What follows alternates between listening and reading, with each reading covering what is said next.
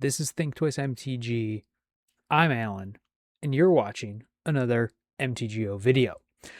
What we're playing today is, I don't know what to call this. I'm calling it for the moment, Izzet Cutter Wizards. I'm not happy with the name. It is too obvious and generic because it's Izzet colors, it has Corey Steel Cutter, and it has wizards in it. But that's what it is. So here we go. Izzet Cutter Wizards. This is where I have kind of landed. I've been in a quandary if you, either have watched a little bit or seen behind the scenes as I've talked about it with people in person. I've been wanting to play an Izzet control deck for a while that has a Wizards package and Flame of Anor as kind of like one of the key ideas. The problem is I have this issue where I also really want to force in cards I like so that I have an opportunity to play them.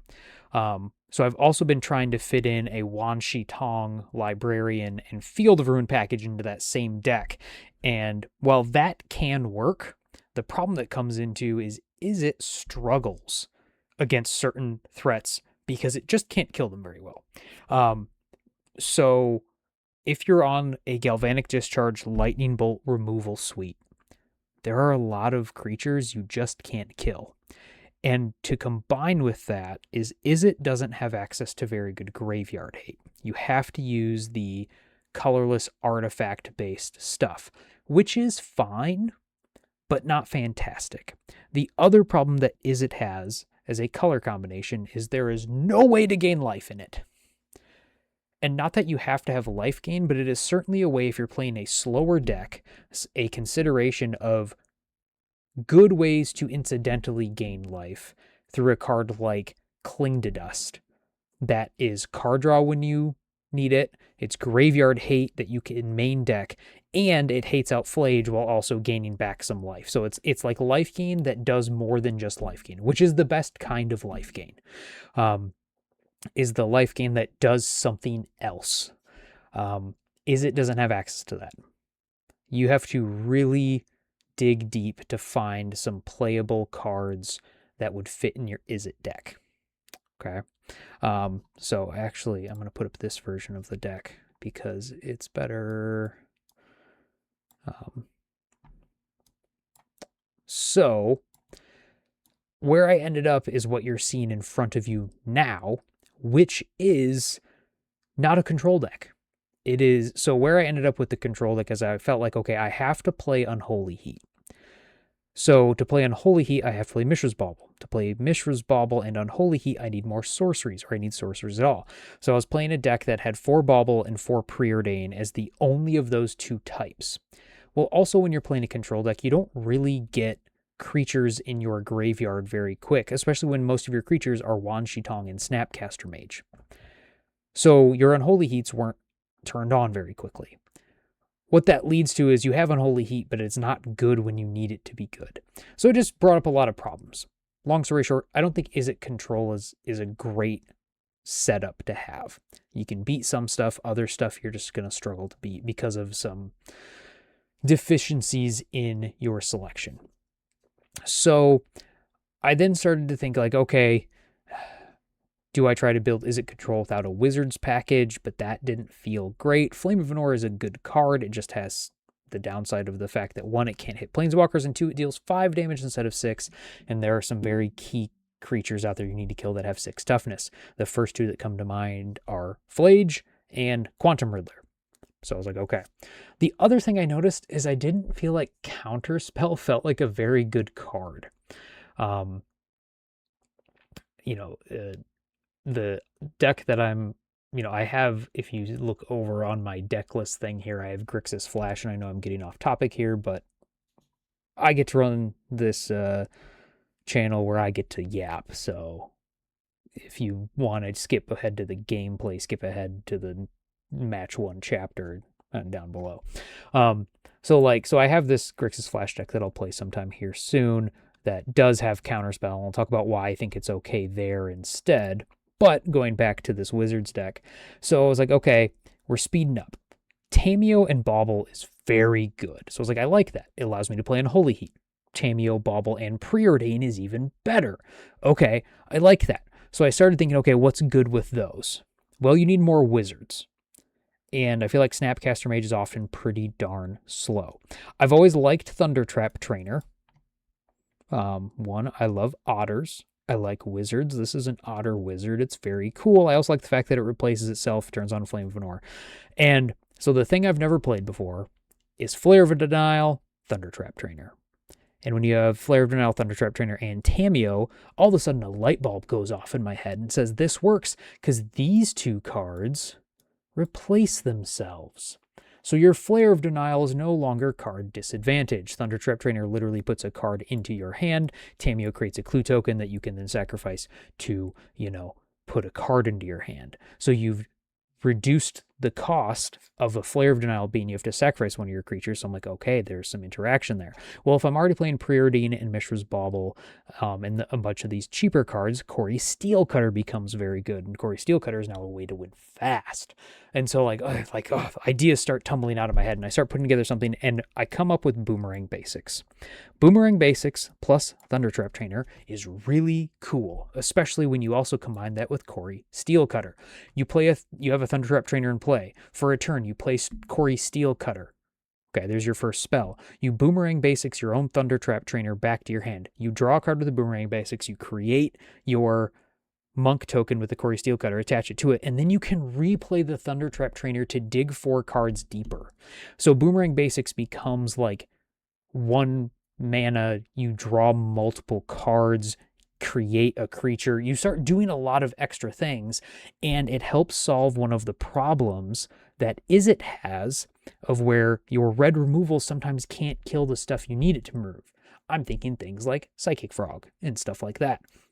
So the other way to get around having threats that you can't kill well in a format is, instead of finding cards that do kill them, what you do is you just find ways to delay them. So you just send it back to your hand. Be like, okay, now the frog can't attack me for a turn. I get to attack in. So you want to be in a faster playing deck. Okay, look, Boomerang Basics does that, but you can also utilize it on your side. I love it when you can use cards offensively and defensively. It is fantastic. It's what really helps make some things work.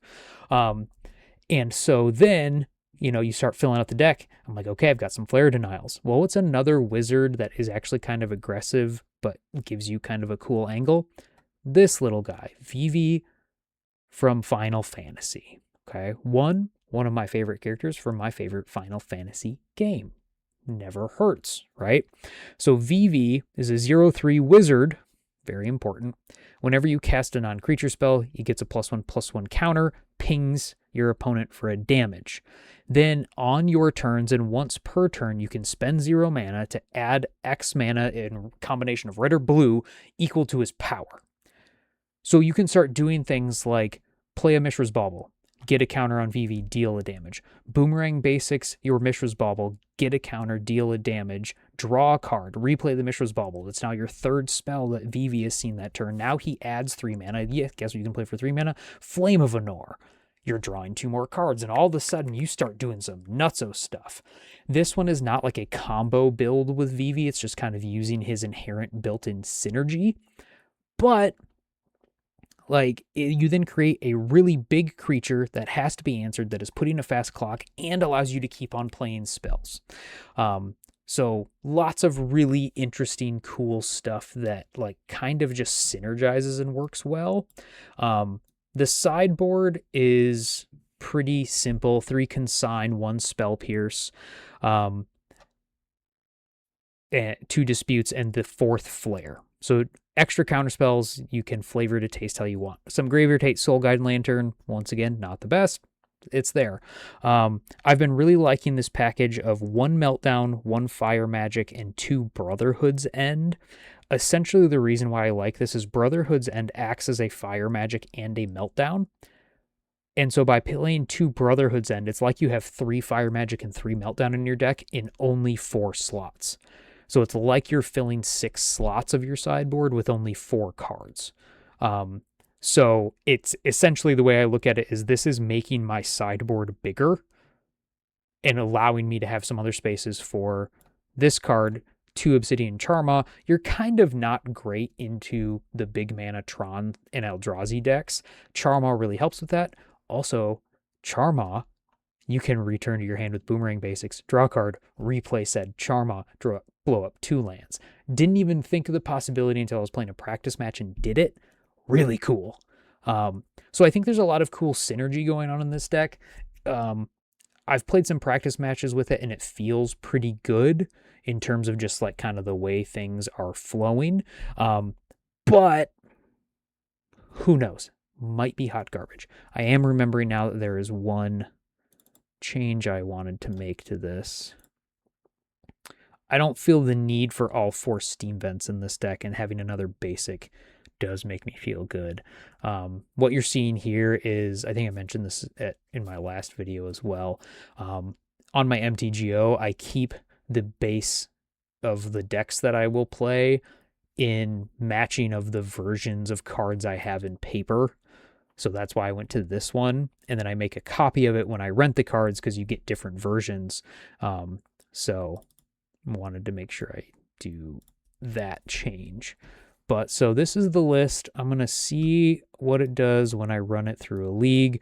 I'm hoping for some promising, good, fun results to feel like I have more of a fighting chance than I did with just the Izzet control version. So everybody cross your fingers with me. Here we go. Sorry for the nearly 12-minute deck tech / intro. We're getting into the matches.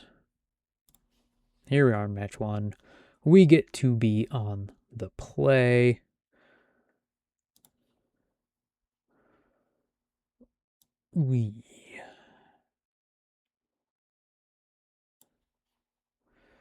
Okay.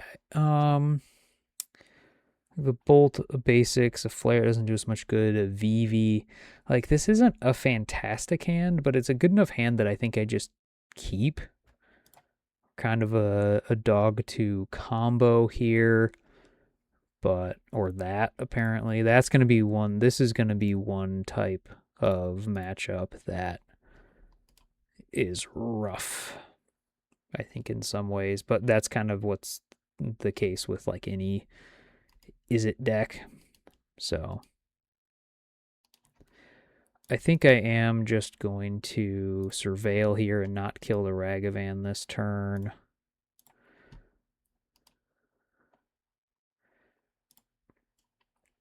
Second Flare really makes me want to be able to find a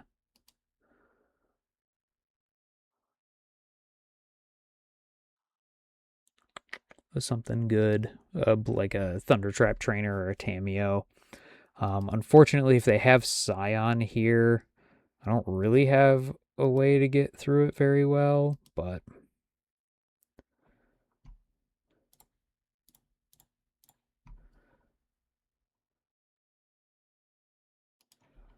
okay, no Scion is absolutely fantastic here for me.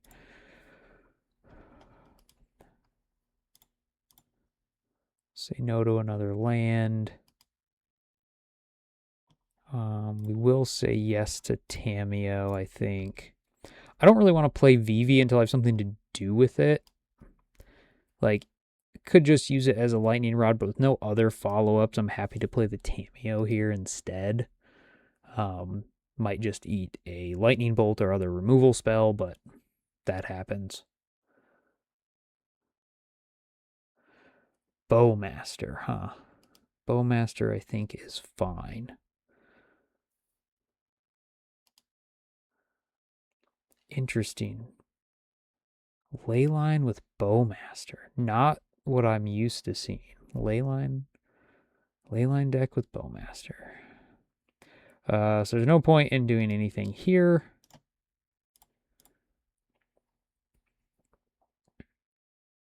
Notably with Vivi, you can only use Vivi's mana ability on turns where you or on your own turn, sorry. So you can't use it to pay for counter magic. They did somewhat limit it that way.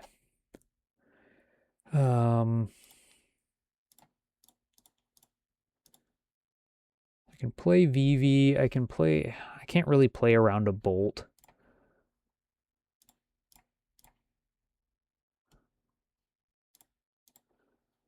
But they just used a Bolt, so like if they have a second one, fine. So they're just gonna Binding. I could maybe find another Boomerang Basics at some point.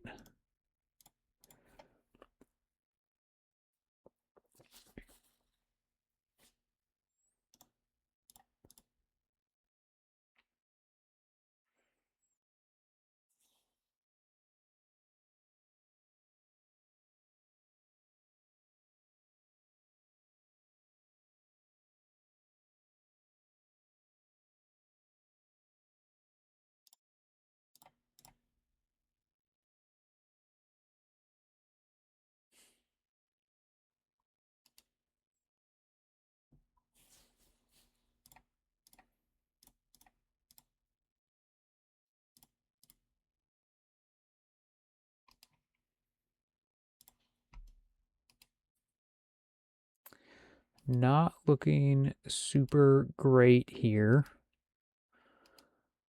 That's for sure.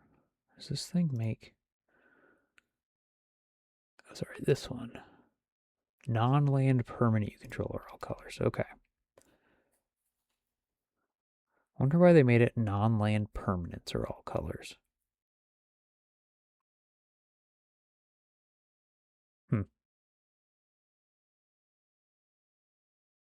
Oof. This is one spot where Flare looks bad. Why do these two Flares have different text? I just noticed this. Look at that. Well, we're probably very unlikely to win this first game here, so that's a thing. We do have to draw a card, which means our monk token will likely die.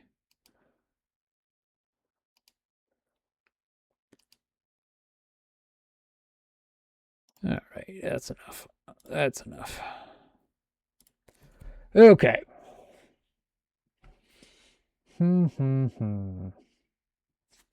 So consigns counter the Scion.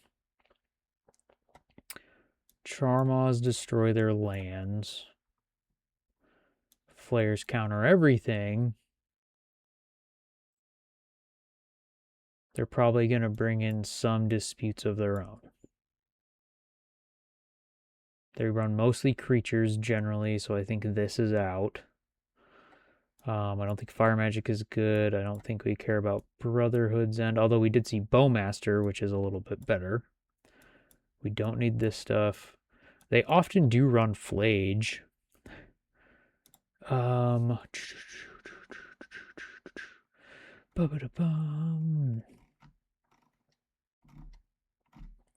So I'm going to hedge my bets and say Flage is probably coming in. It's going to let me cut 2 baubles. Is Fire Magic good enough to deal with just the Bowmasters? I don't think so. I don't think we want that. I don't think I want to bring in consigns just for Scion. The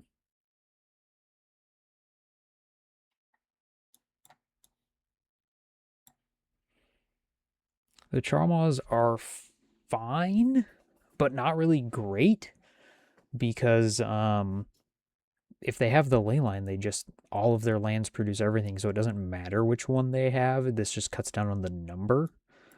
So you think you really have to do that. I'm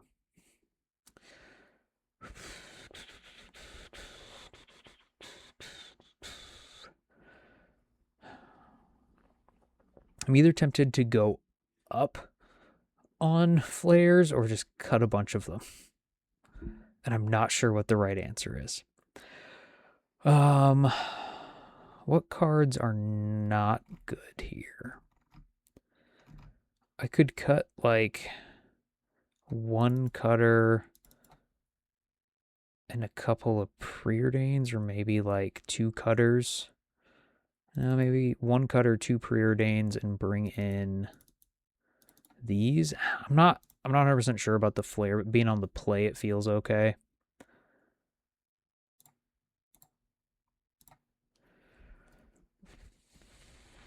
Not fantastic. I can like bauble, look at my top card, surveil it away if I don't like it. But then I'm doing nothing on turn 2, and then I have a flame or a flare on turn 3. This doesn't do anything against a Scion hand, doesn't do anything against a Ragavan hand, so this looks a little bit better to me. Let's put back the Surveil land that I do nothing with.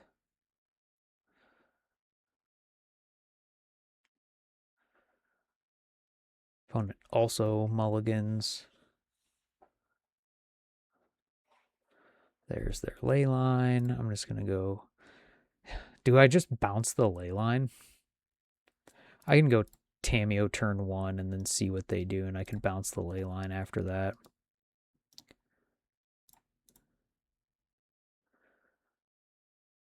Okay.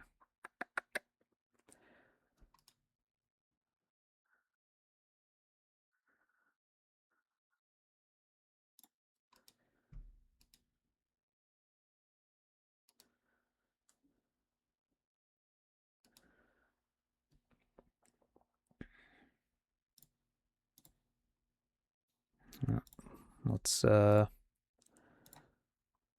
play around a Stubborn Denial.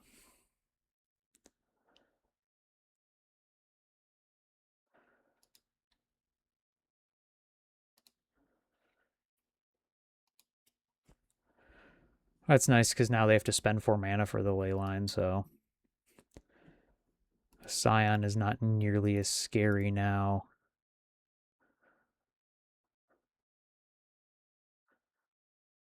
Yep. Especially when we do that. So what we're going to do here is we're going to go to combat, we're going to attack, and before blocks,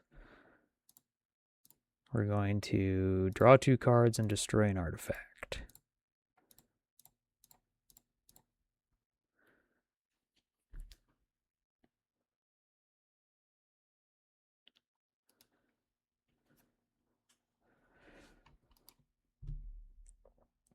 We'll plus our Tamiyo.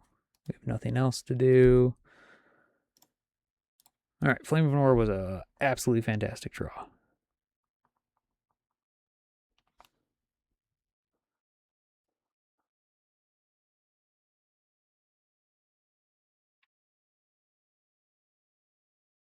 Territorial Kavu.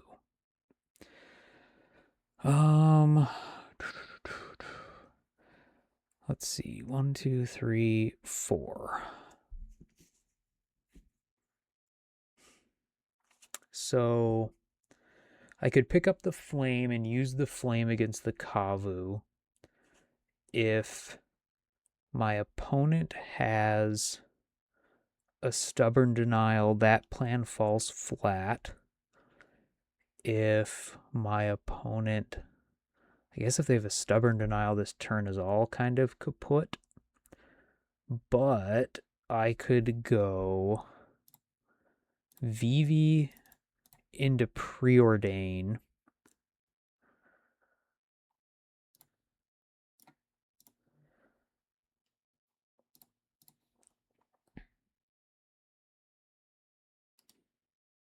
Okay, Vivi lives there. We can go. Do I want to keep this Preordain? I'm going to go bottom, bottom. And unfortunately, that's what I get left with. I maybe should have considered picking up the flame.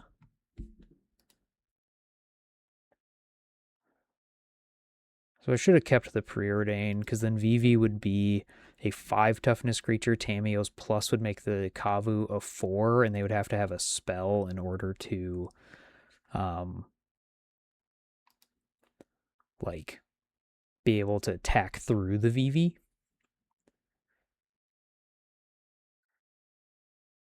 either that or use the Peruvian, maybe find a Bauble and Vivi just stonewalls the Kavu, and I can pick up the Flame of North Tameo before they can use the Kavu to exile it.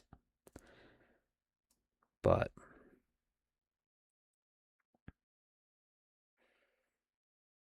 lots of complicated lines. You know, you start to realize sometimes when you play a deck that like you have a lot of decisions you have to make. And like you have to weigh a lot of if this then that sort of stuff. I would not be surprised at all at this point to see my opponent attack with the Kavu, attack Tameo, get rid of the Flame out of my yard. They chose to draw a card and discard. I have a 1/4 Vivi. This is attacking for 4. Tameo will not be able to pick up the Flame. Gosh. I have 2 threats I have to deal with.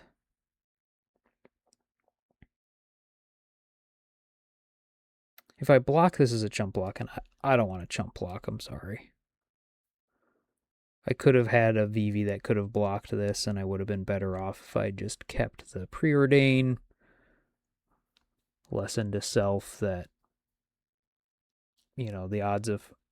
Yeah, I don't even really know what I was looking for, to be honest.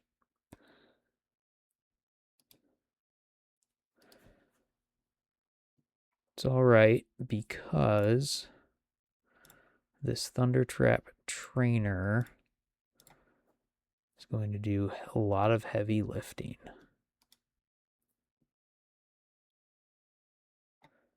And finding a Flame of an Ore, yay! Look at us go. I can just kill both of these.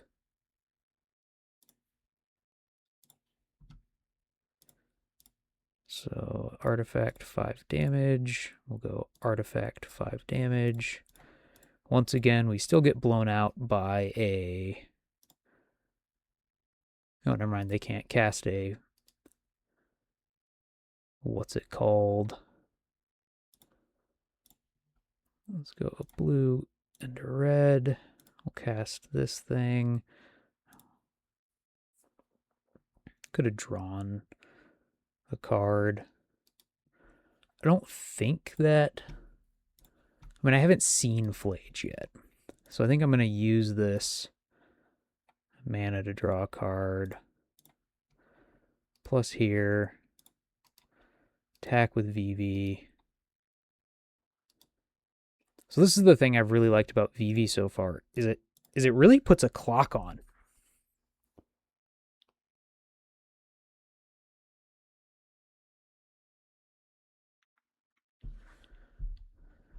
All right, so opponent said that game was good enough. So like Vivi really puts a clock on stuff. I'm still assuming there's Flage in the deck. That's just kind of the way these decks work. Is they're like, oh, we're just going to play a lot of really good creature threats, and they kind of say, to heck with the mana, we don't care, because we'll just have Leyline out. So I think I'm just going to say, let's go again. I liked the play of Boomerang Basics, the, what's it called? Normally just a bounce a thing card isn't that good. But I think when you add in the upside of Boomerang Basics being able to draw a card, and it's also my second sorcery for Unholy Heat, it starts to become better. And it's sometimes like, well, sometimes you got to play a card that might not normally be good enough, but you add in enough synergies, and all of a sudden could be good enough. A lot of times a deck with this same sort of core of the like Corey Steelcutter, Vivi sort of stuff is also like an artifact based deck, and it runs like Mox Opal, Mox Amber, Urza Saga, Emery. And I'm an Urza Saga hater. Like, you can think of me what you will for that. Like, and like, I don't fault anybody for playing it. It's a very good card. You should play very good cards. I don't like it myself. I wish it wasn't around anymore. Plus, I also don't want to buy them. So, hey-oh.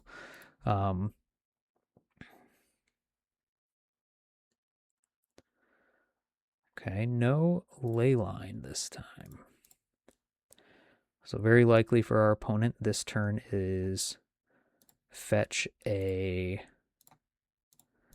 Triome, and Triome seems to be their Triome of choice so far. Maybe they have two. I don't know. But so what I'm saying is, like, I don't want to buy Mox Opals and Mox Ambers and Urza Sagas, so I was not going to play that deck, even though that's the version of that kind of deck that I've, like, enjoyed more watching and seeing than, like, the traditional all-in, just 100 billion artifacts affinity. That is notably 4 types, not 5. This is Abzan colors, so... Okay. If that is their turn, that is fine with me. I always forget about that I have to click cast. I was like, I can't just click the card and cast it. Well, I want this flame.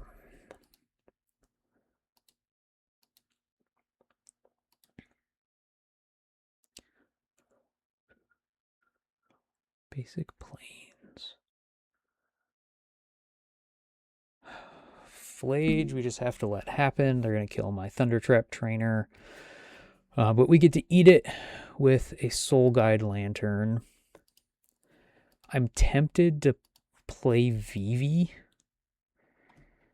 especially now that I have that there.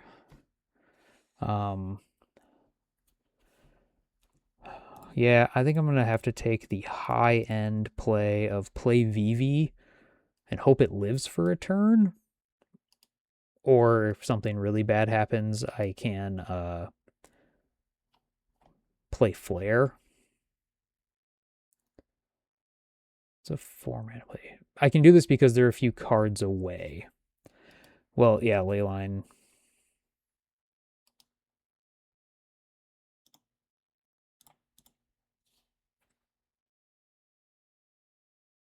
Okay, Scion isn't terrible for me.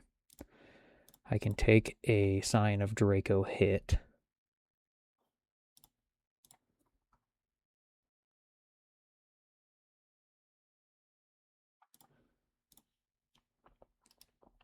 We are now safe from the Flage. See, so I'm glad that even though I hadn't seen one of the first 2 games, I kept in the Soul Guide Lantern.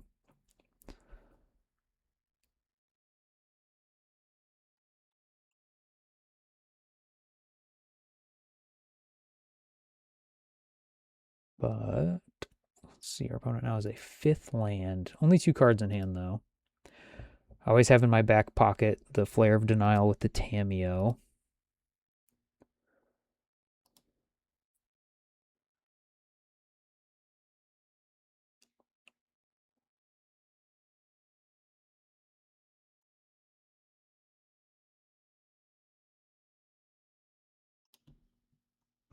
Okay, our opponent has 2 cards. I am going to draw off of this.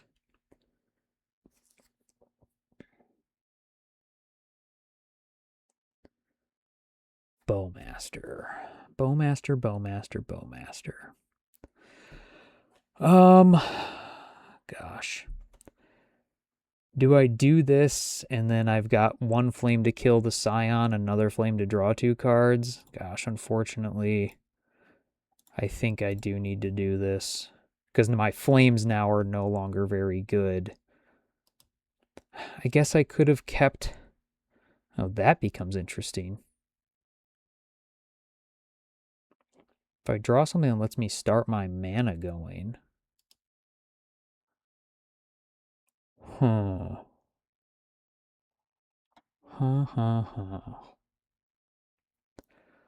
Well, I'm just going to say I'm going to destroy an artifact here.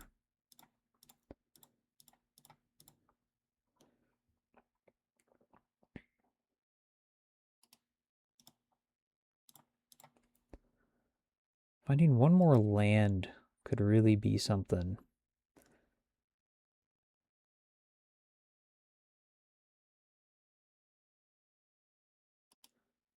I love me a Legend of Roku.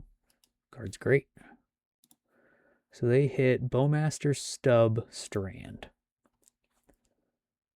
So they will have a Bowmaster available.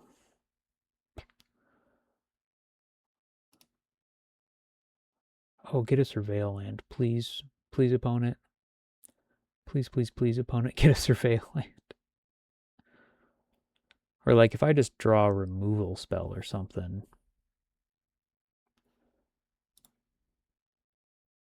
Okay, they've cast their Bowmaster.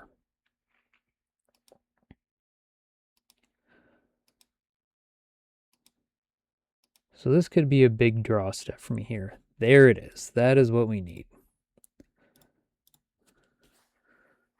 So I know this isn't like the best because next turn they can replay this Leyline Binding.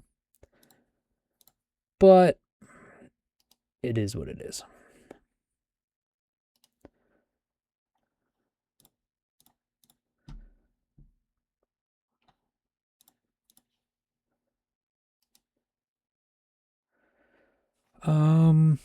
Gosh, Vivi only has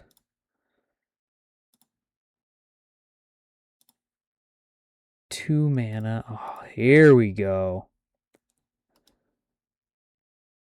Add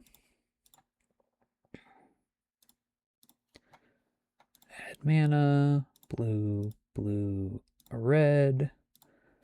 We're going to cast this. I'm going to draw 2 cards. We're going to deal 5 damage.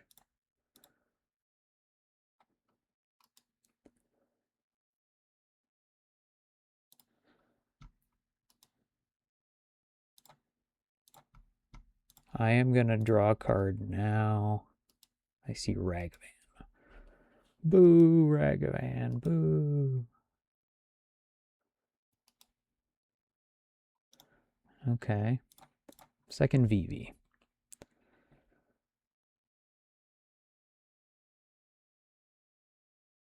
Yep. So replay the Binding. They're going to dash the Ragavan.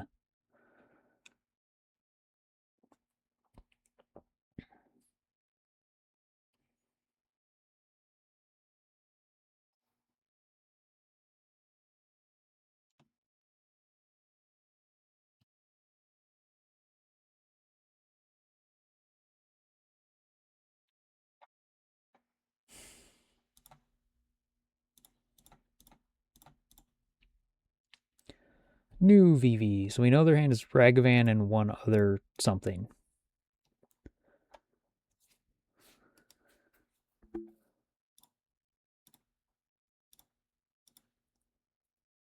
Unfortunately, I can't cast this Unholy Heat on my opponent's turn, but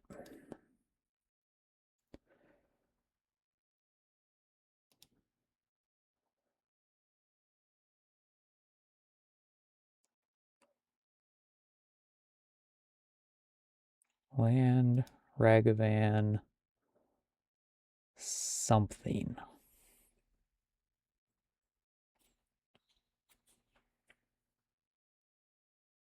What do they have as an X spell? Oh, they're just making the dragon. Okay. That's fine. I actually can deal with that.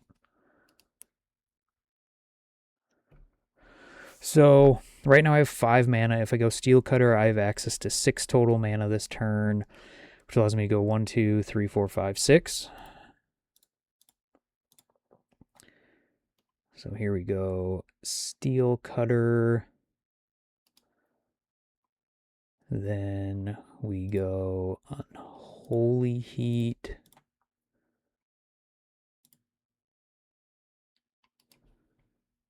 We say, yes, we want to do that.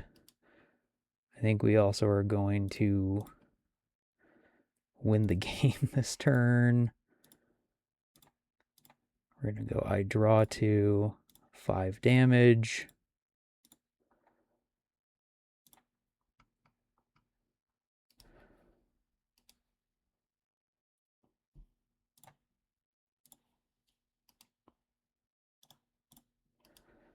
And we attack for 7. My ideas work. They work. I feel very good right now. I hope you thought that was cool. I thought it was cool. Aspiring Spike says this all the time, that he loves it when in the first match of a deck, it does the thing. This deck grinds actually really well. It draws a ton of cards, and it really is explosive. I think Vivi is an extremely cool card that maybe is not explored enough. I'm pumped. We're tempering expectations. Winning one match does not a league make, but to me at least, there is some conceptual idea here. Stick along with me. We are on the play again for a match. That is nice. I like being on the play. I see lands, I see Thundertrap, Quarry Steel, Preordain. I will keep this hand. We're just going to surveil turn 1. See what we're up against. We're up against a Bloodstained Mire that gets a Watery Grave that casts a Thoughtseize.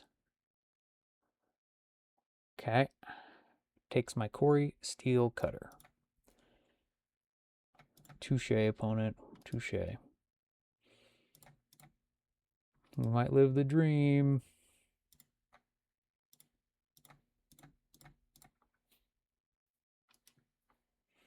I will take the Flame of Lenore, thank you.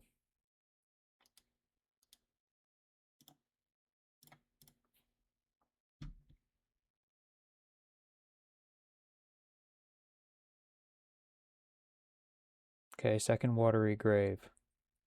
Some sort of Death Shadow. Frog. They have 5 cards in hand.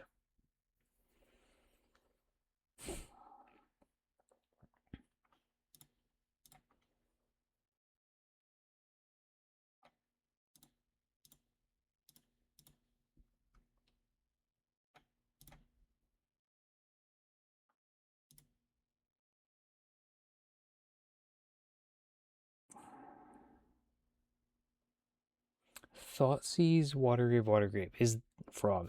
Is this just like the Demir Reanimator deck? So if I bounce the Frog, they can discard something that they're just going to reanimate next turn? I'm still going to get rid of the Frog. It's kind of the whole point of playing this card, is to deal with threats that are tough to deal with.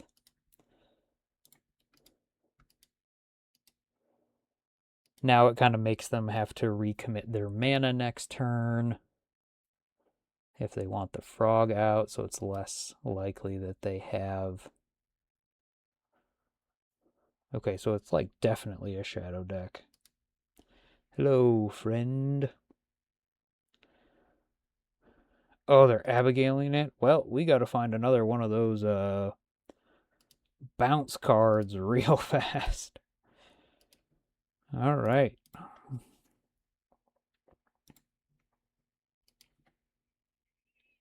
Oh, gosh. It doesn't do anything. I want to play it, keep it in my hand so badly.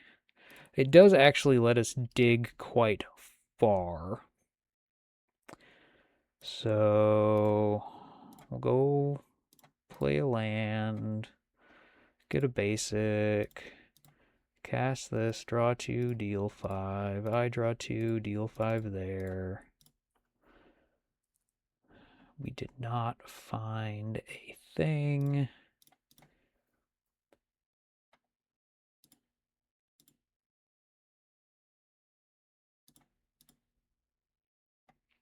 Okay. All right, we have 1 hit.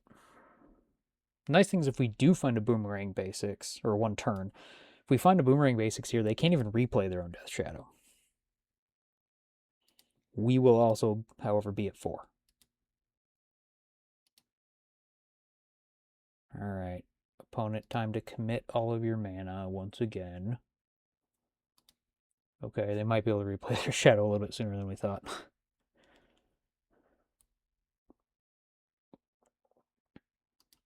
Frog.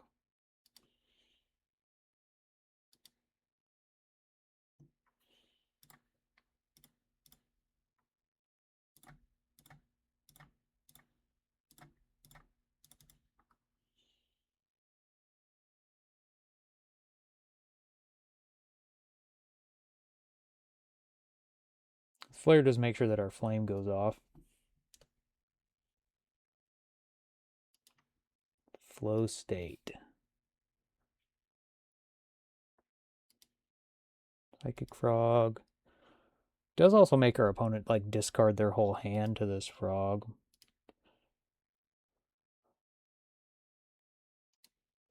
But it means that I need to find, with this Flame of Venor, I need to find Boomerang basics in a Bolt or a Heat. We found neither. We have died. No bueno, turn 1. Or game 1 so far. Okay.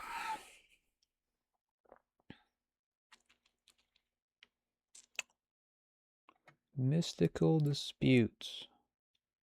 Please come my way.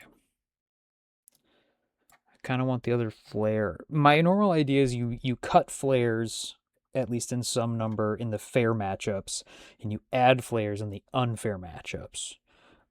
But if they have some stuff we can't deal with, I'm willing to think about the flare.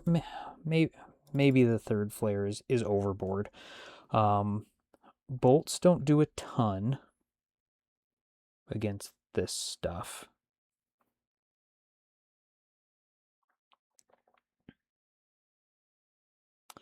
My guess is they're also running Moon Shadow. Question is, are they running Nethergoyf?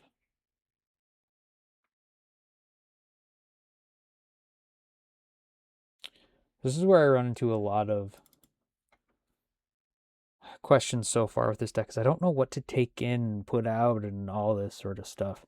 Maybe this iteration isn't fantastic. Where I do like it is once you get a VV going, sometimes it's just nice to have one more card draw spell that lets you do a bunch of stuff.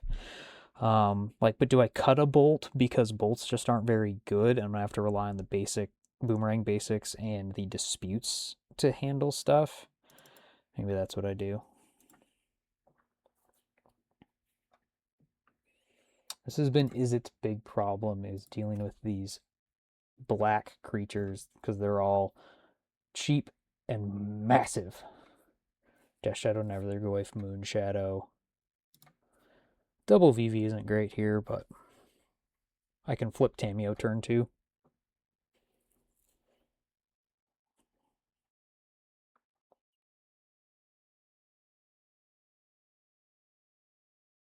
If I'm going to lose to any card, I'm fine with that card being Death Shadow. But we got a lot of game we can play.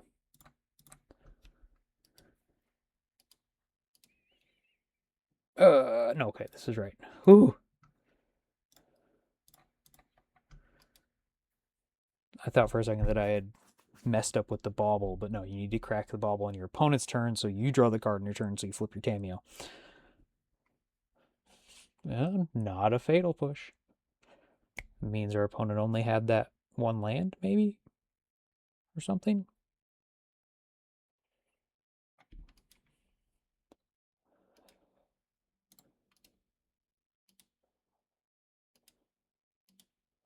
So the question is, do I use the Preordain to draw the card, or do I sacrifice my clue to draw the card?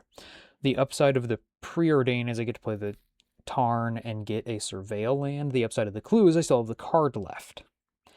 I'm going to go for this route. Thank you for going that route. Still have a bunch of lands, but also by flipping the Tamiyo, we kind of don't lose access to the Preordain if we want it on a later turn, so.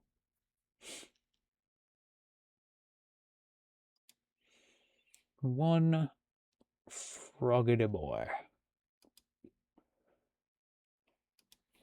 Like, Frog is so hard for Izzet to deal with. Like, it's turn 2, and they essentially have a 7 toughness creature. Where if we were playing Fatal Pushes, it'd be like, oh, just draw a Fatal Push and we're good. Where now it's like, how do I deal with this thing that is going to... I could have kept that, but like, because I could then do something with VV, but I just don't have anything to do with the VV, even if I add a counter to it, you know?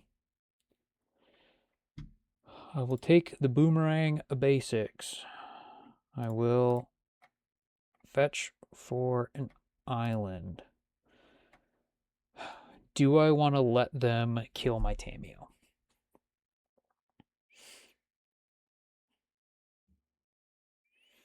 No.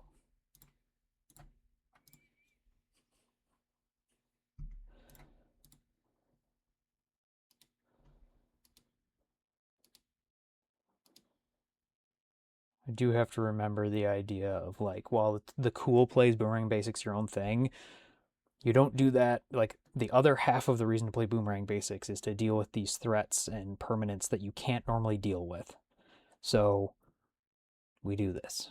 It'd be really nice if they just go Shadow Abigail, because then we just pick the Boomerang Basics back up, cast it, bounce the Shadow, or they're just going 2 shadows. Okay. So do they have some number of Street Wraiths in their hand? I'm going to play a Vivi. Vivi gets played. They're going to dispute a Vivi. I do not pay extra.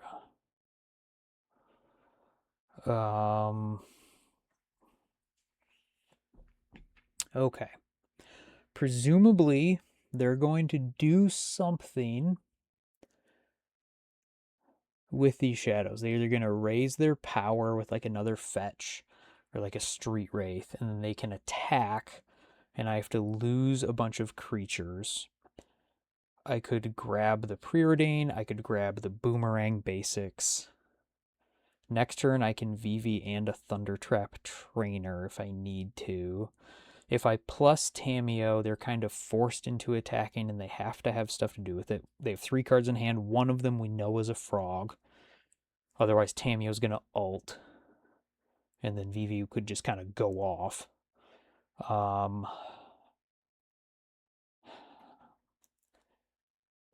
I make it a lot harder. They have to have an Abigail if I grab the Boomerang Basics with the Tameo, but then I'm not threatening the Tameo to go off. But I could then block next turn, play Vivi, grab a card again with Tameo to then start going off with Vivi. I'm going to err on the side of if they have something to do, I'm going to like try to get value out of my cards right now. This play makes it so they have to have Abigail to do something. Flow state is not an Abigail.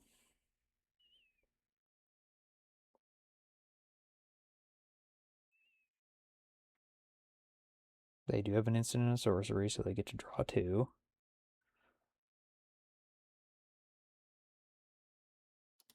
They're going to grow the shadow. The thought sees me, that's a bummer. I take my Thundertrap Trainer. What?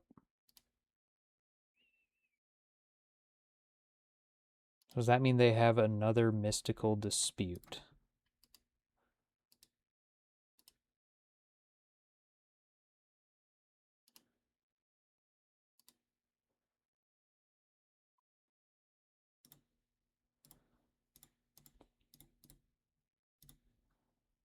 Let's see what happens. Oh, the second dispute. Are you kidding me?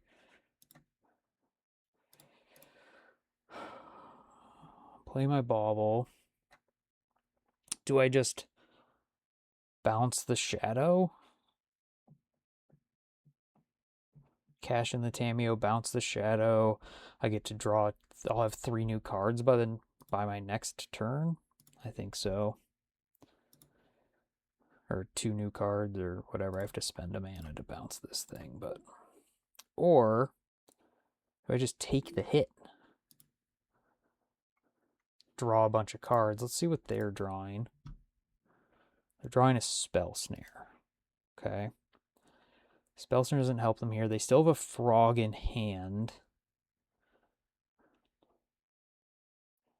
If I take 1 hit to then see if what I draw, because that does allow me to draw 2 new cards, and then I can kind of go from there. I guess I'm going to take the hit. If I get Abigailed, then I'm a fool, I guess. I'm not a fool anymore.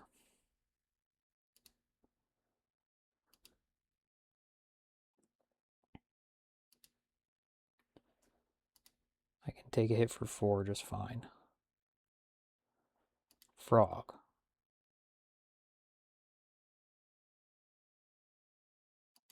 Oh yeah, the other shadow.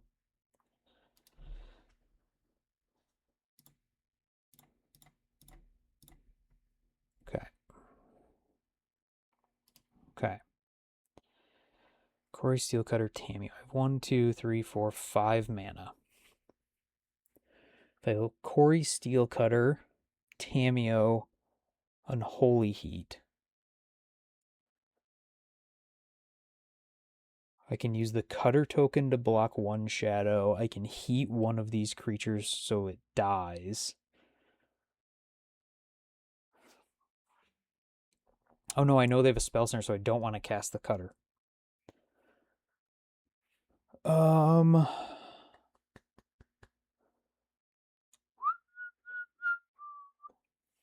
Well, let's start with... How do we kill the frog? Do we kill a shadow? I think we kill the frog. Frog is scary. Play a Tameo.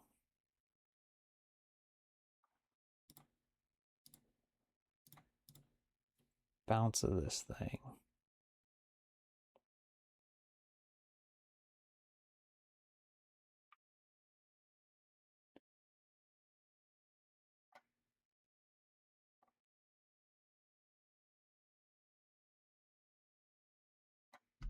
Okay.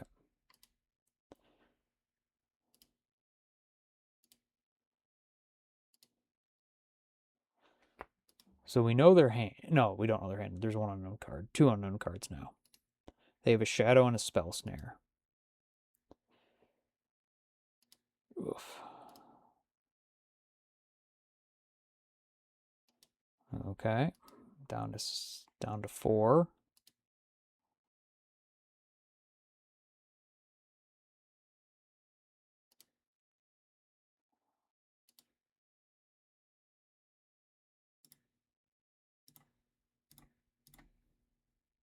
So they still have a spell snare. That's no good. So,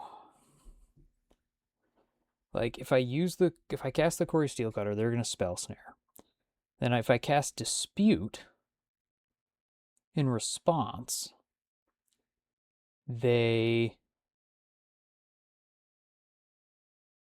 then I don't get the second token. If I attack and sacrifice my clue, I can only draw something to kill one of the 2 shadows. So am I just dead either way? I think I might just be dead no matter what. If I sit back, I can only block 1, so I have to try to cast something. So they should fire off a spell snare. Okay, we knew about that. That doesn't help me. If this was an untapped land, I could maybe say that I had some sort of...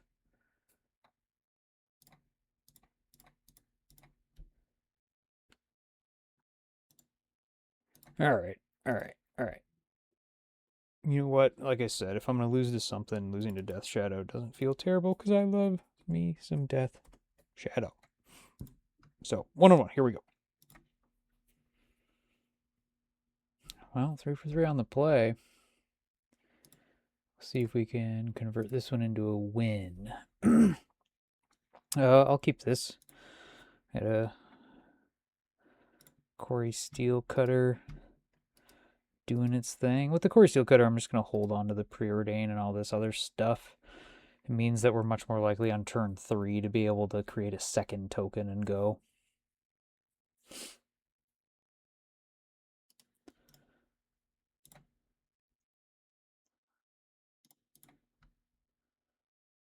Fellow Thundering Falls gamer, we will keep the Quarry Steelcutter.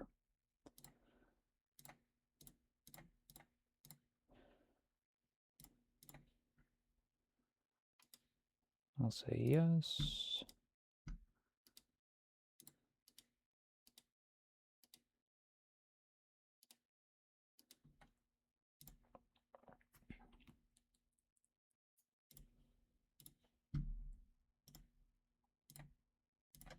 Artist talent. Is this Storm? Huh.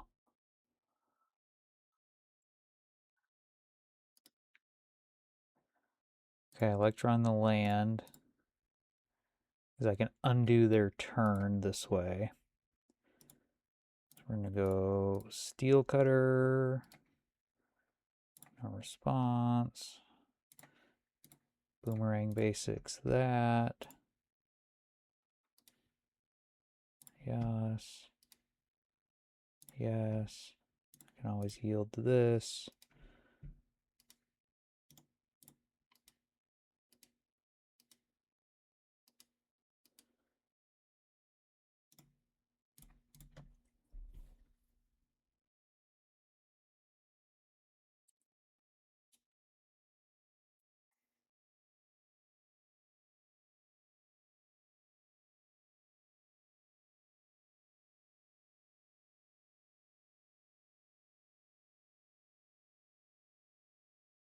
Oh, this spinny lag circle of doom.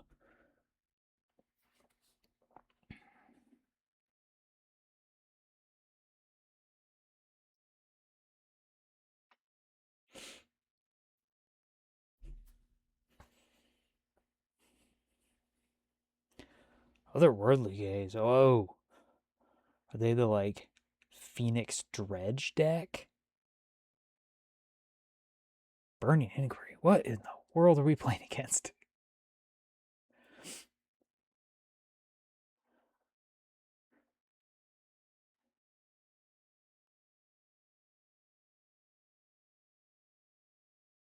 Okay, yep, some sort of dredging stuff. Creeping Chill does change the math slightly. So our opponent will go up to 14. We're going to have 5 monk tokens next turn. But if that's all they have...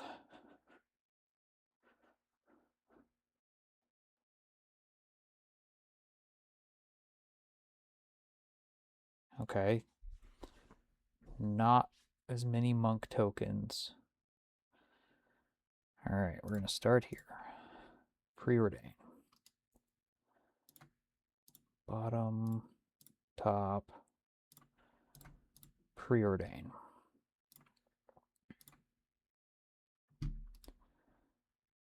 Yes. Yes. Bottom, bottom.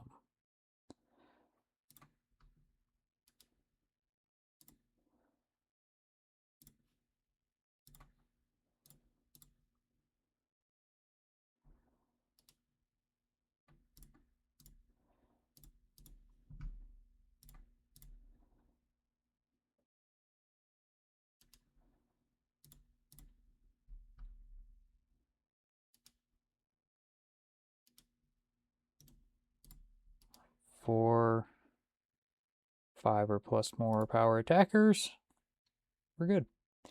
All right, Phoenix Dredge stuff.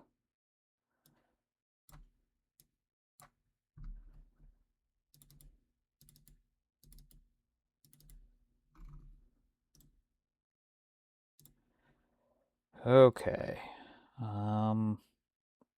Do I also want to cut flames?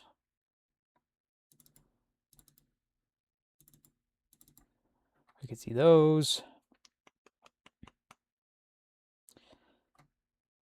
Do I want to do anything else? God, I don't think so. This is not a fantastic matchup. I think either I have to mulligan for some graveyard interaction or another fast start like that. This is neither of those, so I'm going to mulligan this hand. I will keep this hand. Put back a VV.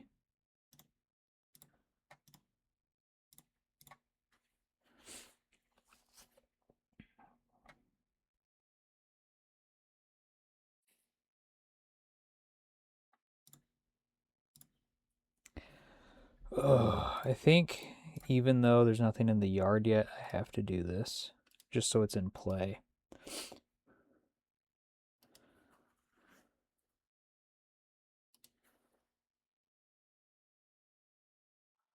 Golgari Thug. God, do we fire off this first one in their upkeep and just say, like, you don't get to do any of this nonsense? I think I can be aggressive with the first one because I have the second. They, like, surveil a dredger and then have faithless looting and I just look like an idiot, but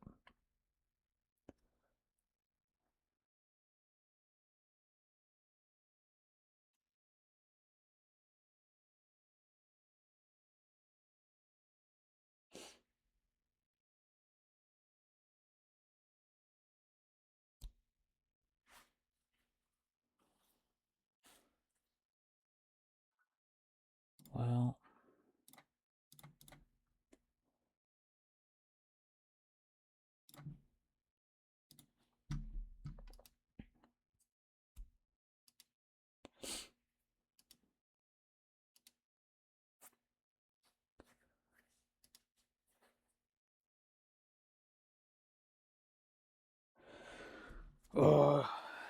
do I fire off the second one and just say, now I have to beat you from there?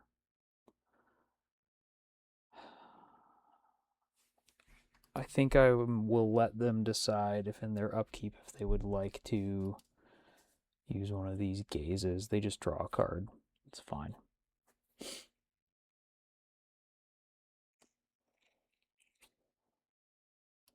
You may loam your one land back to your hand.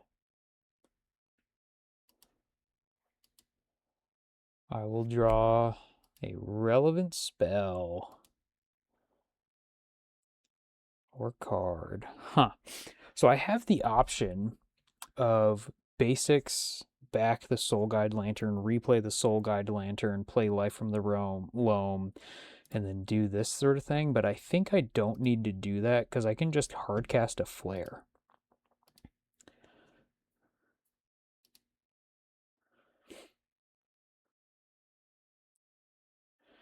The question is here, do I fire off the Soul Guide Lantern, flare whatever's next, play VV next turn, and then try to win after that? Oh, man. I'm going to do it.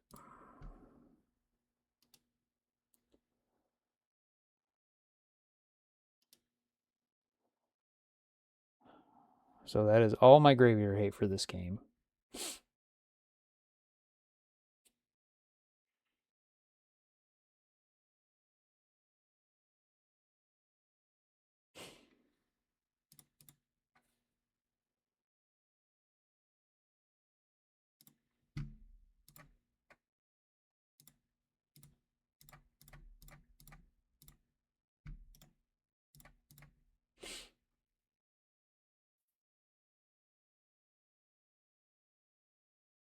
Okay, so they can't... Oh, they're not flashing it back this turn. What are they playing? They're loaming. Okay.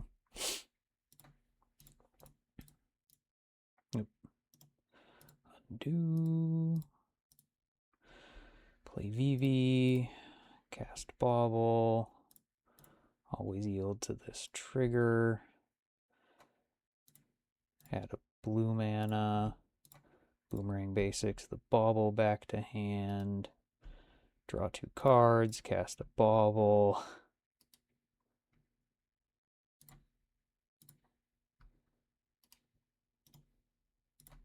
They're going to mill a Faithless Looting.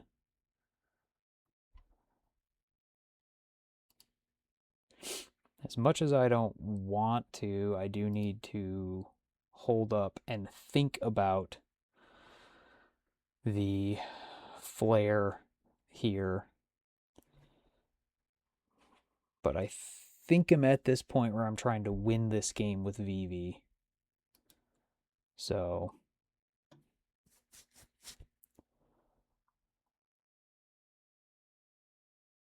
I have another Faithless Looting. Now they get to do a whole bunch of stuff.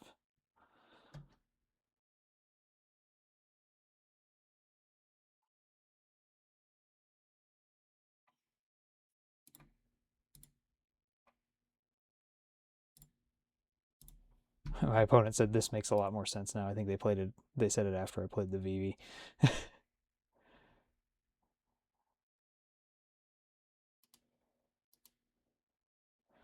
Well,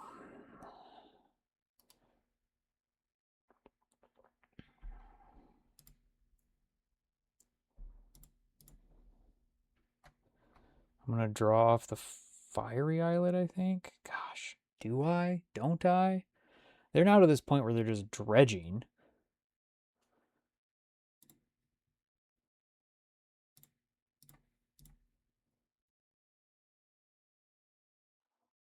Doesn't do me a ton of good.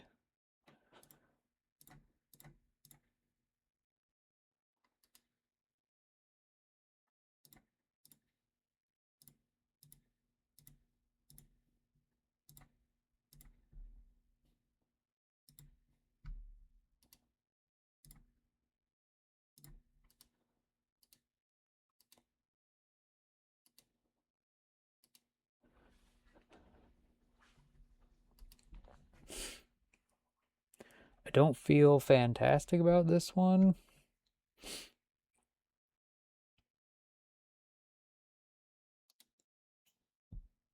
Like now once a dredge deck starts doing this, it's like, oh. Luckily there are no phoenixes yet.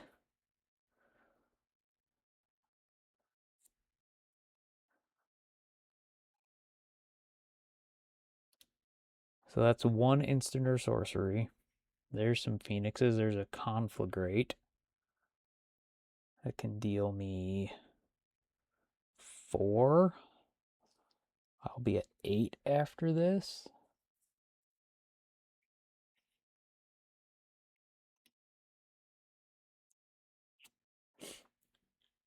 Oh, never mind. They did discard, so. Okay.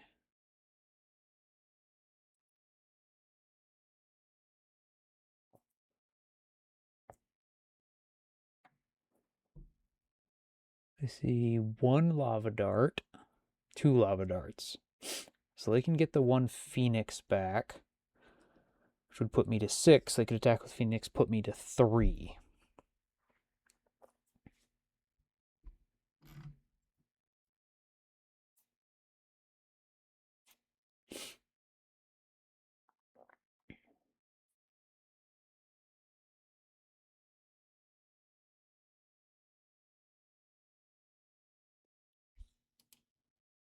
Loan back 3 lands.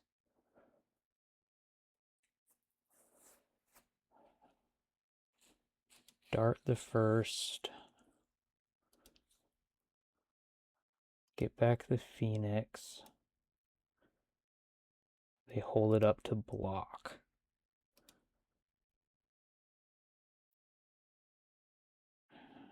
Okay, unfortunate.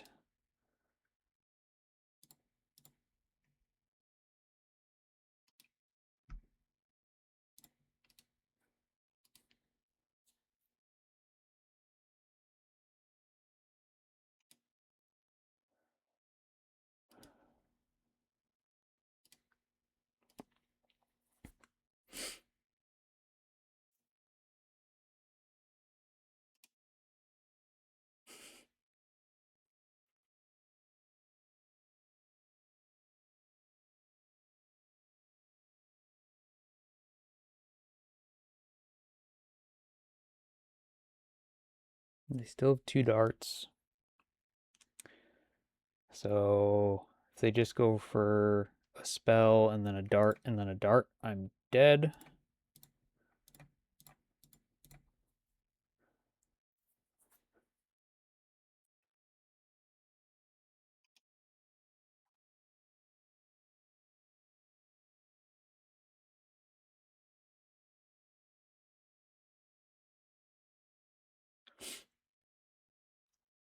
which is sad.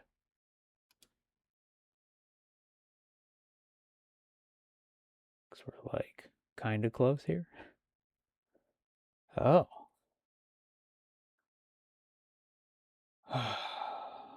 So I'm still dead to the dart plus 2 phoenixes.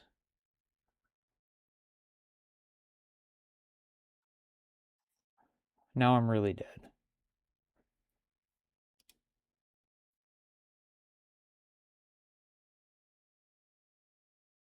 Yeah, that'll do it. Okay.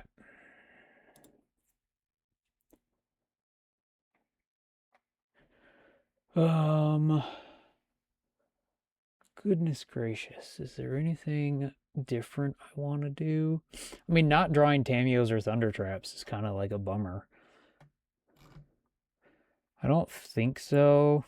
I think I learned that, like, I can't be so wildly aggressive. I need to wait for the Soul Guide Lanterns until I hit some, like, more relevant spells. You know, because then if I had left one of those in play, I could have just swept up all of that stuff before they can return the Phoenixes, and it's okay. Oh, gosh. This is not good enough, unfortunately. This is... I don't even know if it's better, but I'm keeping it. I can flip Tamio on turn 2. Once again, I don't know if that means anything in this matchup. So opponent is mulliganing to 5. Well, so if you listen to the whole opening of the deck, I said that, like, there's some really cool synergies and strategies and stuff that can go on. We saw that in the first matchup. In the second matchup, we saw what I talked about as one of the issues that Izzet has of sometimes the removal just can't kill stuff. We saw that in match 2. The other issue I said Izzet has Graveyard Hate is not very good, and we saw that here in this game. So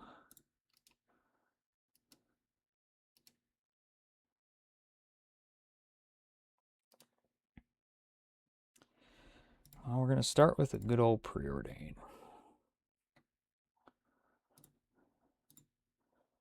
Oh, man. Do we keep the Flare? If we keep the Flare, I don't flip Tamio. And then I just lose Tamio. I don't really have anything else going on, so I think we bottom that. We draw yet another land.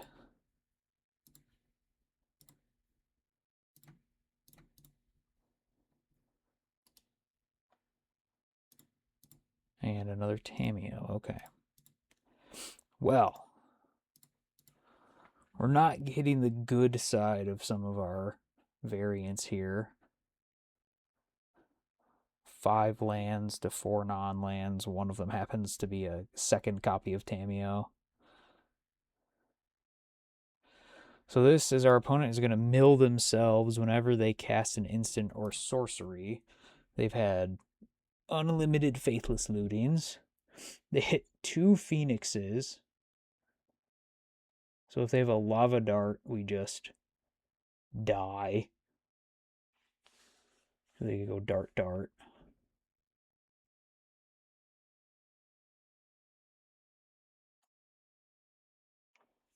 Okay. Nothing else is really fantastic. Okay.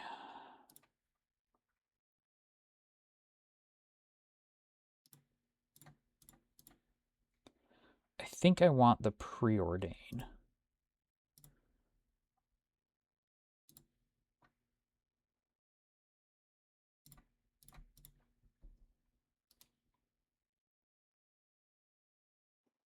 Pain costs. Darting my Tamio. Okay. You could have done that last turn by just casting the dart, sacking a land, recasting the dart, attacking my Tamio down, and I don't get to do this turn.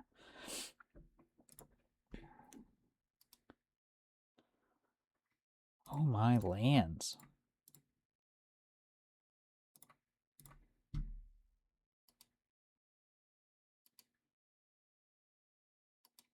And like, I only play 19 lands in the deck.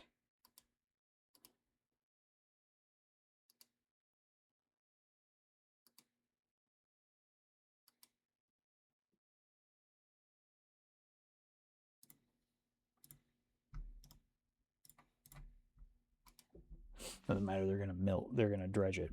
They have a stinkweed dip that they milled with the thing, and they hit Creeping Chill, and I'm not really happy that the dredge mechanic has returned in any way. Like, dredge as a mechanic and the way it plays out is absolutely horrendous, because it is actually only the, like, what were supposed to be the bad dredge cards that get played. Because they're like, oh, we're gonna make the bad dredge cards mean you have to dredge a lot. Oh, to get this card back. It was meant to be like a way to recur that one card, and it just turns into, I actually don't care about any of the cards that say dredge on them, other than the fact that they have dredge in the biggest number possible. And it's just like, and all 4 phoenixes, and we die. Okay. Yeah, like, I just don't like the way they designed the dredge mechanic in terms of then what they were thinking. It is nothing like the way it actually gets played. And like, I really hate that the only thing that matters on the dredge cards is the fact that it says dredge and a number. The only one, to my knowledge, that really has seen any reasonable play in Modern, and I've been playing Modern for 10 years, okay, is in any other way that you actually care about the text on the card, is Life from the Loam. And that's been in very small variations in numbers. So, like, it's just like, oh, like, it's just such a miserable mechanic.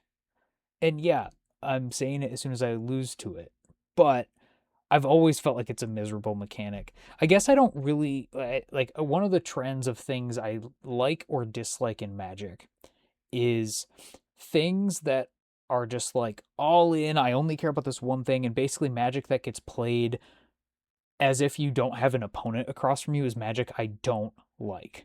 I I'm perfectly fine with combo decks, but like, I like them to have a little bit of interactivity and things like that. You've seen me play Yawgmoth, and I think Yawgmoth, the reason why I gravitated towards Yawgmoth as the combo deck of my choice is because it's such a highly interactive combo deck. Like, there's a lot of lines and a lot of games you win without comboing off. You're just like, oh, I'm just gonna put a bunch of counters on this thing and attack you and then ballista you because I have Cauldron, or I'm just gonna use Yawgmoth as like a control element and just like keep your board under control as I don't lose out on cards and things like that. Where something like Dredge is just like, I'm just gonna bin as much stuff as I can, and I don't really care what my opponent's doing other than, do they have Graveyard Hate? Okay, move.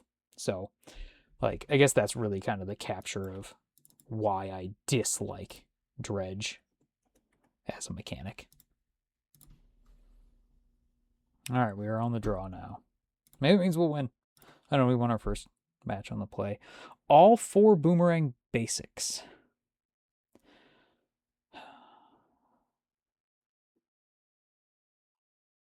Do we just try it? This is only good if we're playing against a deck that is slow. This hand is much better overall. I will keep all of these cards. As cool as it might be to be like, turn 1 Preordain, find a second land, it might have actually been okay against this sort of stuff. Talisman. Oh, map. Okay.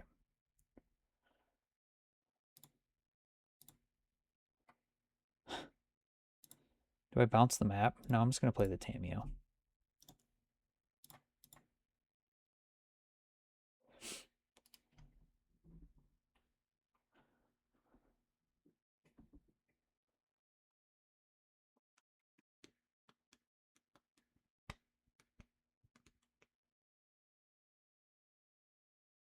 Incoming Dismember. Bonk. Well, I guess Don't say it never gave me anything, right? Said you wanted a Tameo, they killed it. Here's a second. Now they will map. Luckily, they can't make Tron, so we'll probably see what, an Eldrazi temple. Okay, now they get a tower. So either they already have the power plant in hand, or they're just hoping to build toward Tron.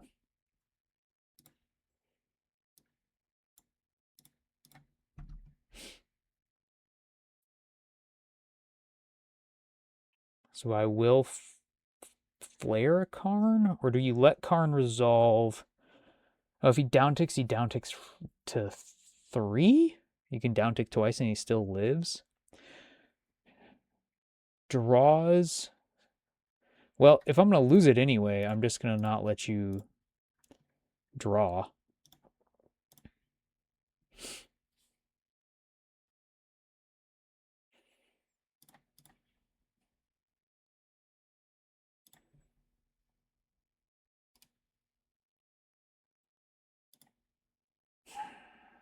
I just want to land. I just want to be able to slam this VV. That is neither of those things. Neither. I said one thing. That is not the thing. Okay, yep, so they had a power plant. Fleshbreaker.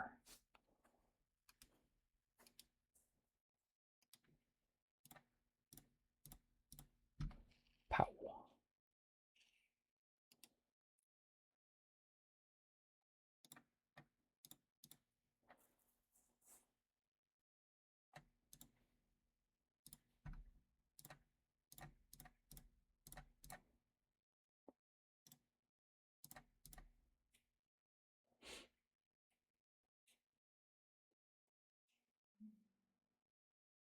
Was it an all is dust? I think it was an all is dust. They might just all is dust my VV.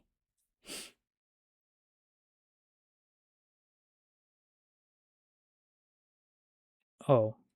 Or it was that, or they also had that in hand. Fun.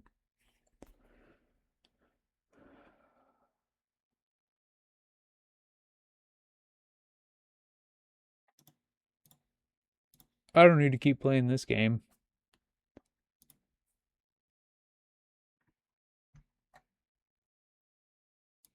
Doop. Doop. Doop. Doop. Doop.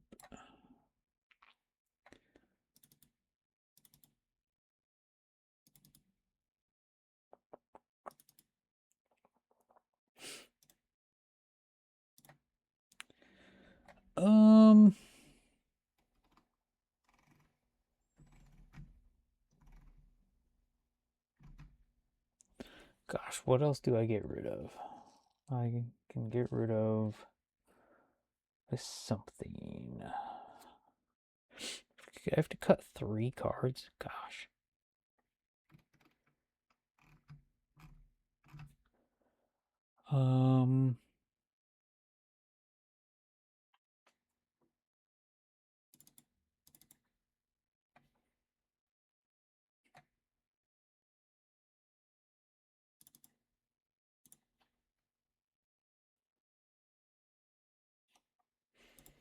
Don't ask me why I made those exact sideboard changes. I couldn't tell you.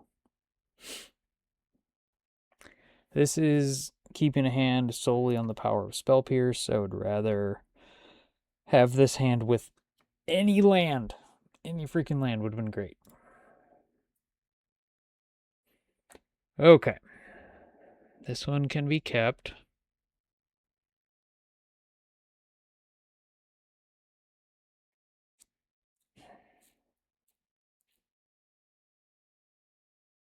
Remember how excited I was after match 1, guys?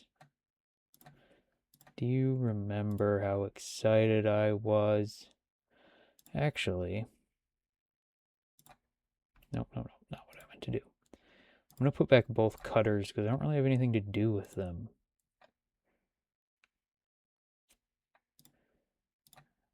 Tameo. Pass.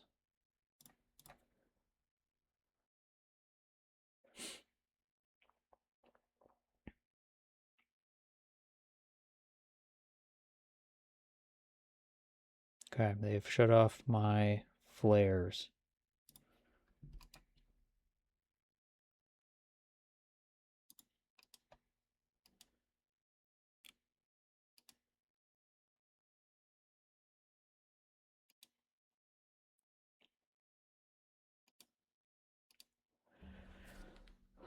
I'm trying to think, like, if I crack the clue, so surveilling or using the clue are both 2 cards.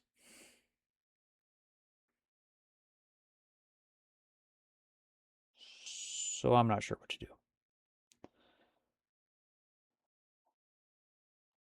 My opponent is either thinking or not realize that they're not yielded through said turn.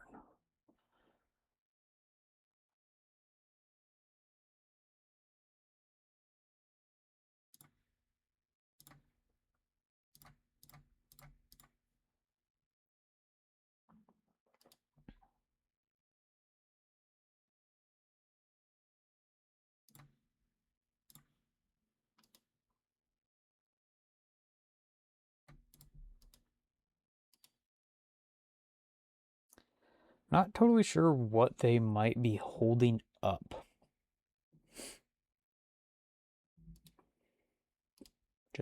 Just that? Okay.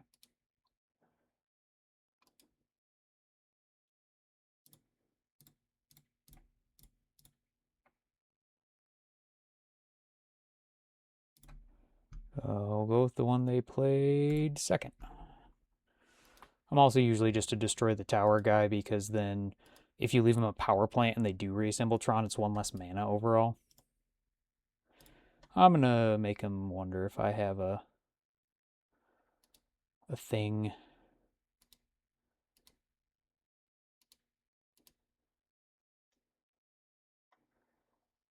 Okay, so let's attack.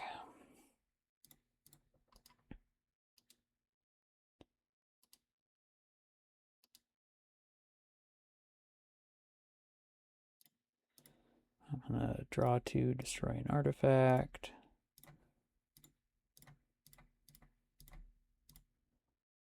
Bonk.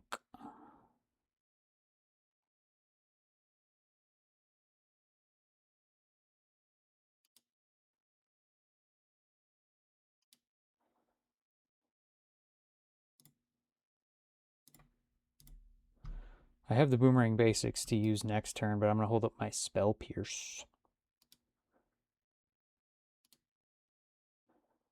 So next turn I can attack with the Charmaw, Basics it back to my hand. Oh, that's lame. I mean, I guess they have to take the Boomerang Basics. I could use Tameo to pick up the Flame. They took a Spell Pierce. Note, opponent took a Spell Pierce.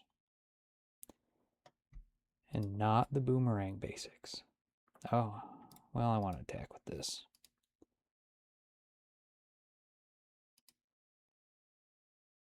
Bonk. We're just going to fetch now. Go Steam Vents. Yes. Maybe they didn't realize this play was a thing. But it is a thing.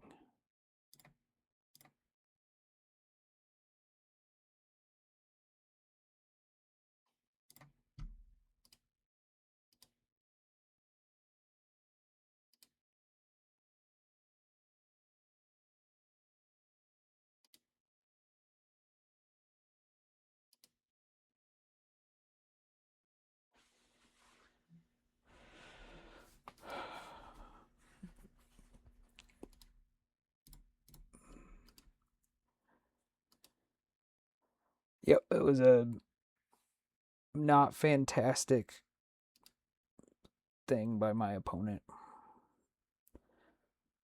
I mean, if they have some other way to deal 1 more damage to my Charma in this case, okay, fine, but Tameo reduces your power.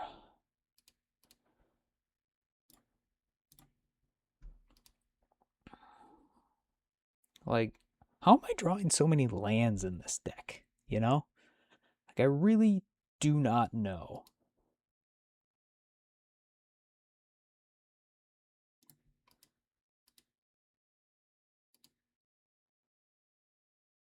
So 1, 2, 3, 4, 5. Well, bring me back Boomerang Basics, I guess.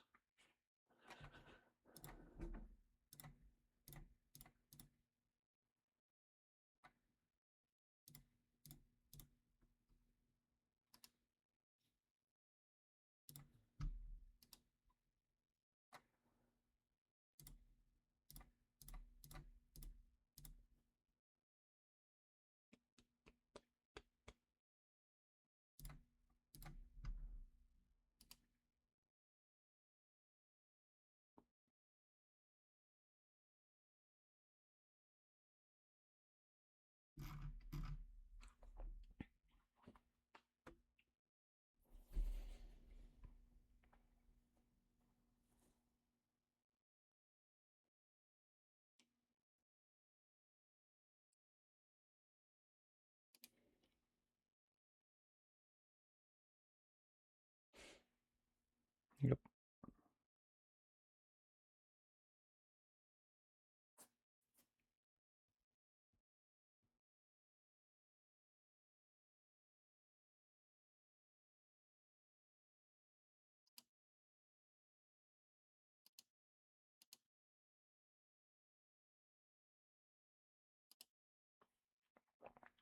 So with a non-Eldrazi Temple Mania, they have access to what, 6 mana this turn? Which isn't really enough.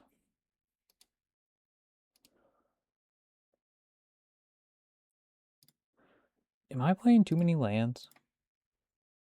Should I play less lands in this deck? I don't know. Even though I have enough mana to do the Offspring, I don't really want to.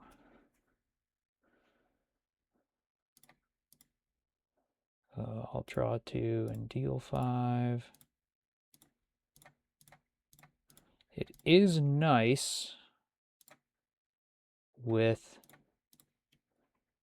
Flame of Anor that you can't yeah, okay, that you can't counter it by removing like a target like that because it says target player draws 2 cards. So that works.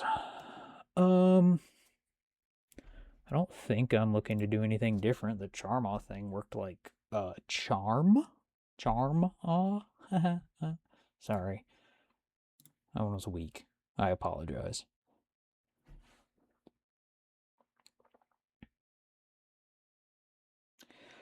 I'm gonna keep this hand. This hand will be kept. I love this version of Flame of Anor. It's so pretty.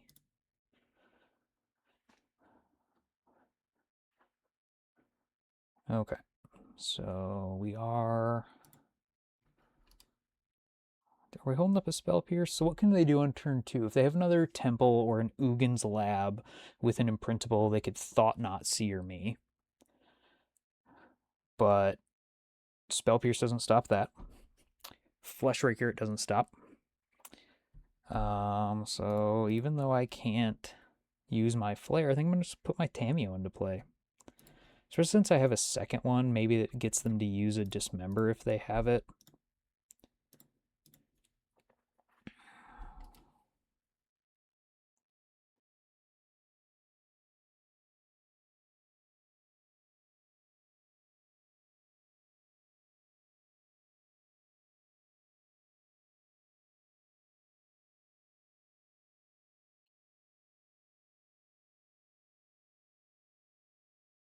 They could K-Command me here.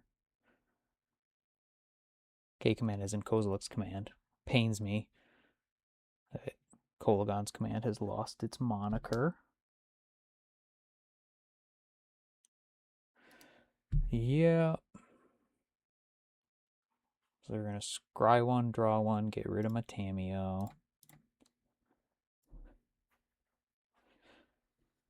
So the other blue source does mean I can now hold up Tameo and Spell Pierce, which is nice. I haven't seen Karn, so this is maybe like the more aggressive, like Eldrazi Tron version, I guess. Okay. Mind Stone. Do I just counter the Mind Stone and then...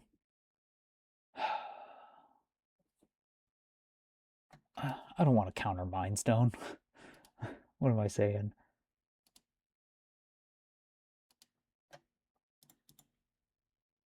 They could have another Kozilek's command here. And I'm taking down my Spell Pierce, but... Stop giving me lands that I don't want. Yeesh. Ow! Seriously, is this just the weird side of RNG, or do I have too many lands in this deck?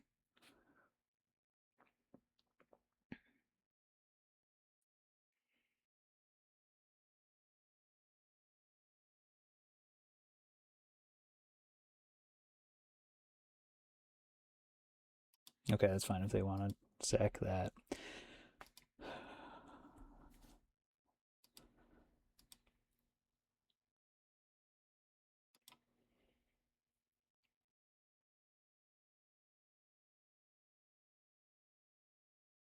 Alright, Tron happens.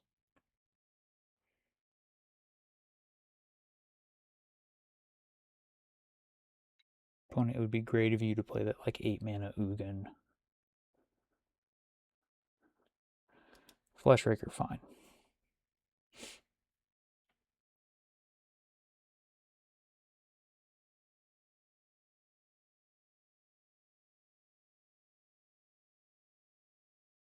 Okay. So the Ugin exiles my Tameo. So what I want to do here is I want to kill the Fleshraker and draw 2 cards with the Flame, and then use the Flare to counter the Ugin.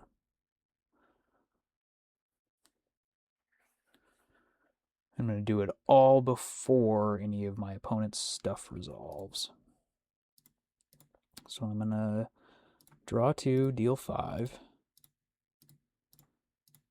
Because this will not flip my Tameo. I could even still use the Flare in response. So then we'll go cast this. Get rid of that. Yield through the turn.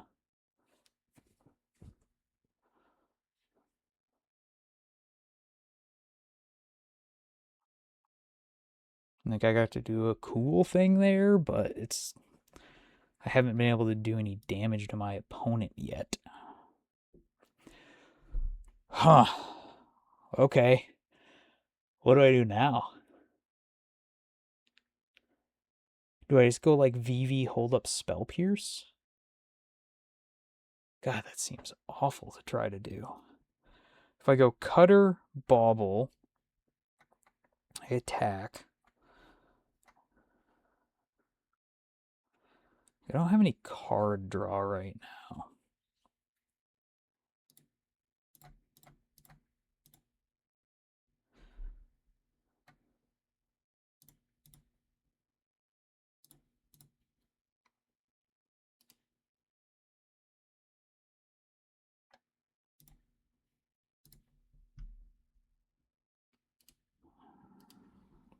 I think, unfortunately, like, I'm not in a great spot, mostly just because my opponent has so much stinking mana.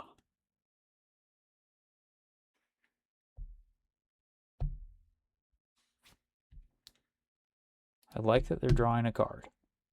My opponent drawing a card is good. It means they don't have a ton going on. All is dust. They're always dusting me. Okay.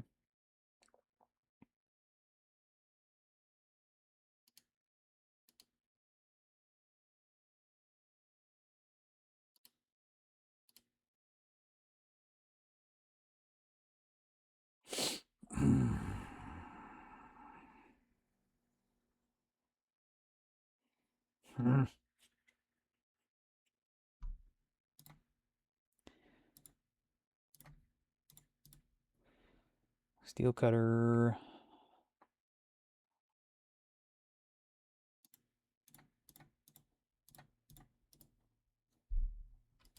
Into VV. We say yes. We go no responses.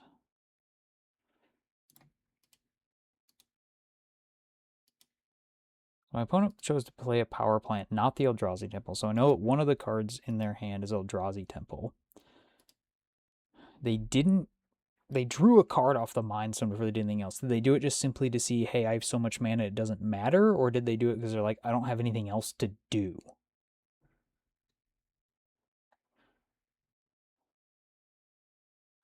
Like, that's fine.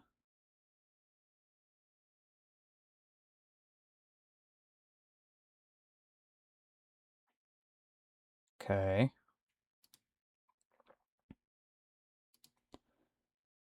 Also fine.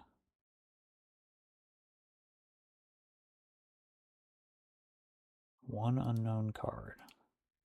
Just passing. We're going to draw something good. That will count.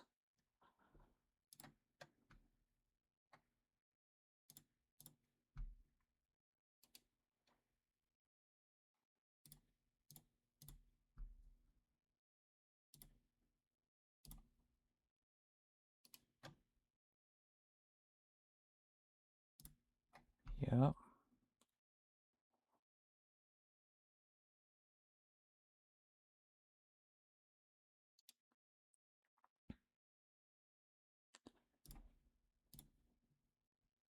Well, they're probably going to shuffle whatever they have away. Let's add mana with VV.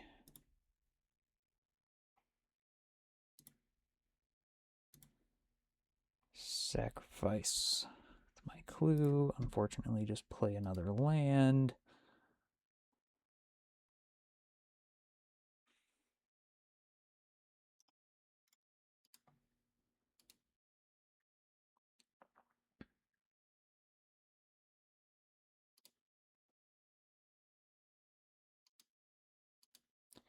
I mean, drawing a consign or a flare is going to be quite good. Or they didn't, so all they draw is the Thought Not Seer. So they'll take one of these two cards. I get to have a draw step that might matter. Flame of Anor is a very good draw. Preordain's a good draw. Expressive Iteration is a good draw. Charma's a good draw. Boomerang Basics. So if I Boomerang Basics the Thought Not Seer, I draw a card. Or if I Boomerang Basics one of my own things, I draw a card. So I'm going to draw a card. And get rid of my opponent's thing.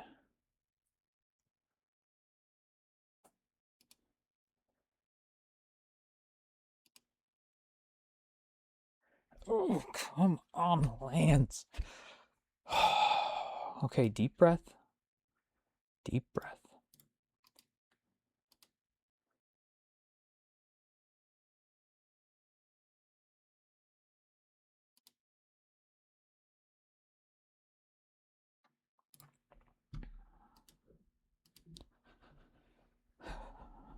Maybe I got too many lands.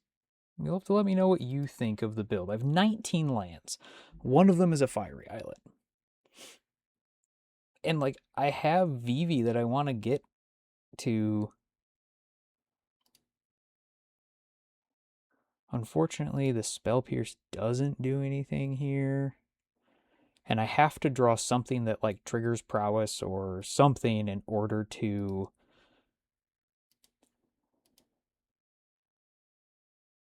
do anything here. That's at least a redraw.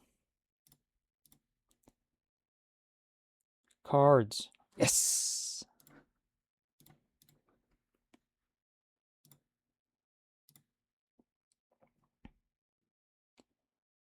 This might just be enough to say game. Whew. Okay, yeah, those two are going to be great spells. Whew. Come on, VV. VV. All-star so far.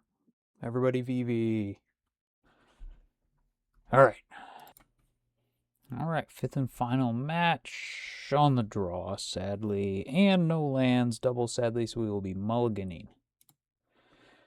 Mulligan, mulligan, we got a mulligan. Sorry, that was a mulligan song. Our opponent is kept 7. Ugh. I mean, I guess we keep this and we just put back the second force. Not much you can do. Kind of hope for opponent to not have a fast start. Luckily, Tron does usually not have fast starts. I don't need a 4th land right now.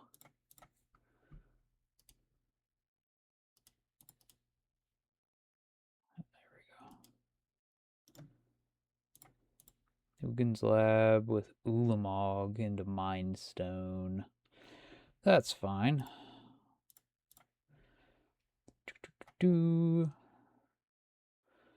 We now grab Steam Vents. Say yes. We're going to cast a Thundertrap Trainer. I guess let's grab the Flame? Or do we want to grab the Cutter? Let's grab the Flame.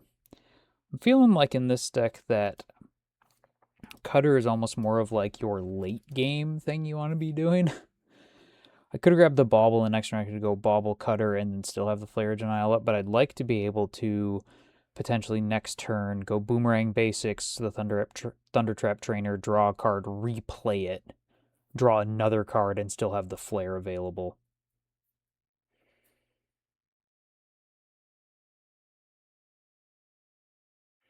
You know, a lot of it is like the basics isn't super good here. Kozilek's Command. Scry's Extra as a card. Well, I mean, I guess we're going to lose this either way. So, once again, I feel like we've done this already this league. We're just going to deny you the Scry draw by doing that. So,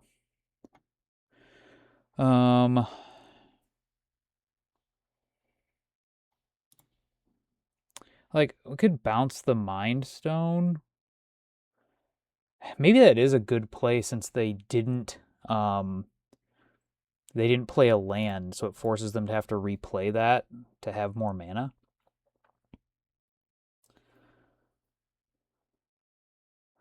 Surprised they wanted so badly to get rid of my Thundertrap Trainer there that they didn't want to choose the Make Spawns mode since they don't have another land.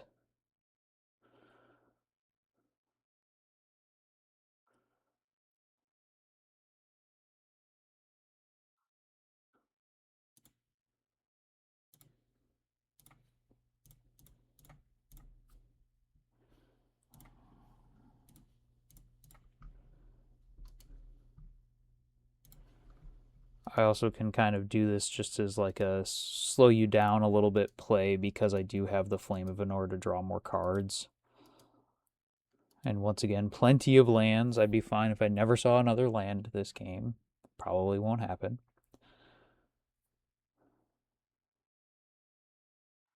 So 8 of our top 13 so far have been lands. I know it's not technically quite accurate in Modern because like you fetch for a land, but of the 13 cards we've seen in our deck, 8 of them have been lands. So you know you could take away 2 from each, and you could say it is 6 of 11, which is still over 50%. You know, to account for the 2 fetches. Okay. I do feel like I kind of just need to draw here. The question is, so I think I'm just going to draw 2 cards. And then I'll see what I'm doing.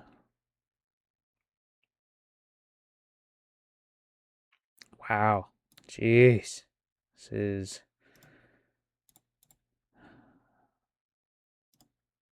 not the way we want things to go. It's like so many lands.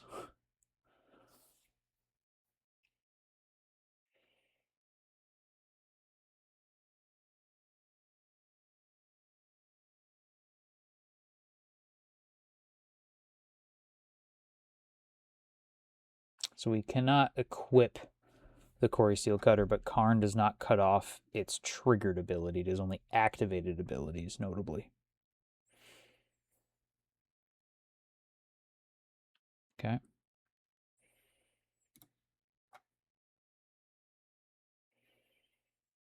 They get a Chalice.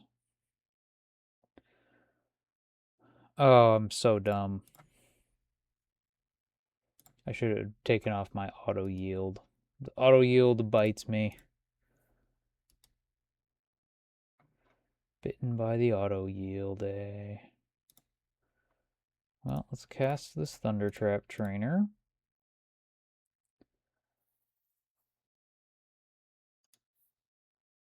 Well, I can grab a Quarry Steel Cutter.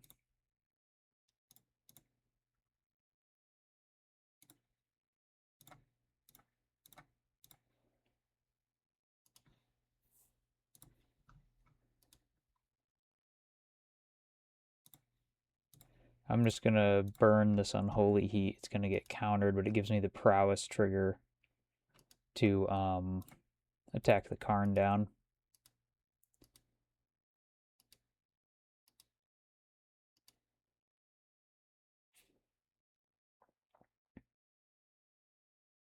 And there's Tron.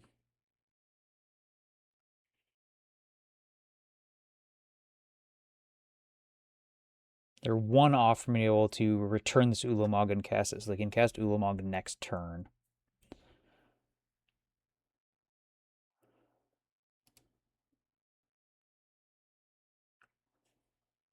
So we'd have to have a pretty epic turn to stop this. Well, they had plenty of stuff going on. Yeah, we'll go to the next one. We'll go to the next one. We need to not draw like 9 or 10 lands.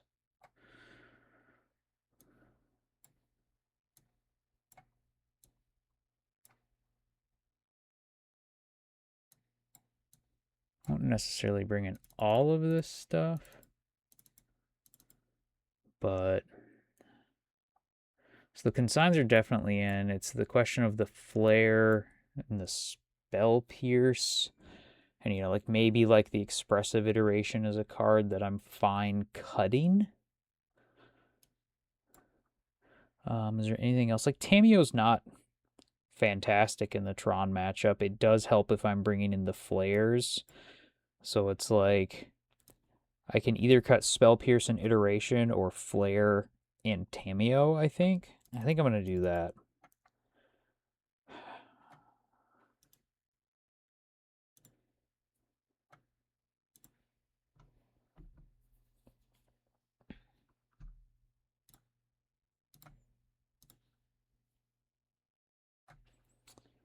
Well, looks like it's either all lands or no lands. That's kind of how we're going. So that's cool. I'm just going to put back this Flame because it's the card I'm farthest away from casting. If I get to the point where I can start triggering these cutters, that can be quite a quick clock. The Charmal will be, you know, a turn 2 or turn 3 play. We're just going to Spell Pierce this map.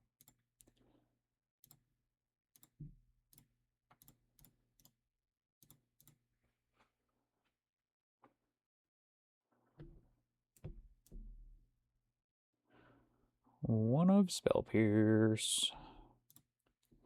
So I could just play a Quarry Steel Cutter instead of Surveilling. Which means if I draw a 0 mana spell next turn, I could go Cutter into that and I would trigger both of them. is it more important to use the Surveil to find a third land because they're probably going to play a colorless land and then my Charmaws are good? Yeah, I'm going to use the Surveil to try to find third land.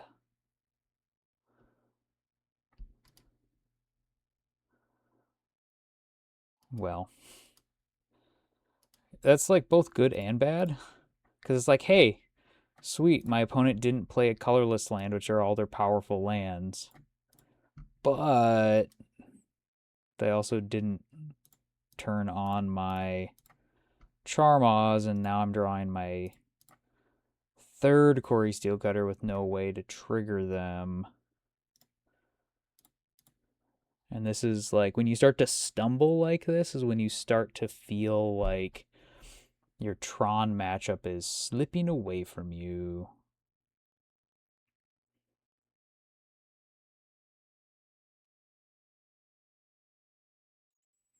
That's what we needed. So we get to blow up this lab.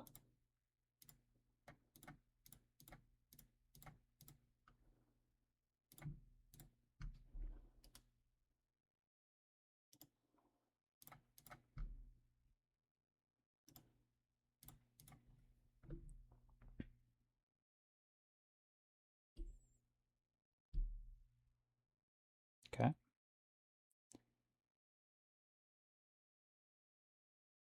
Really surprised they didn't attack.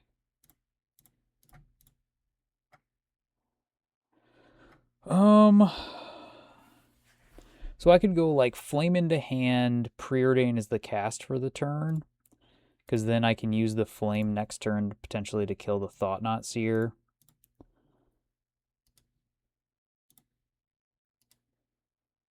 I do like both of these.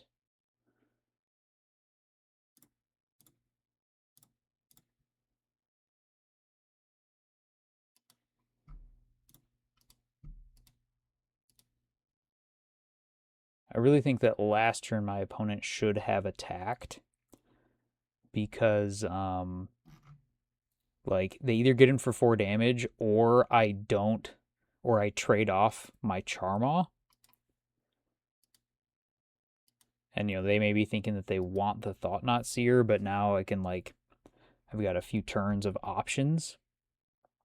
So they're going to dismember. And they dismember the Charmaw, which they might have been able to do if they just attacked with the Thought-Knot Seer last turn. So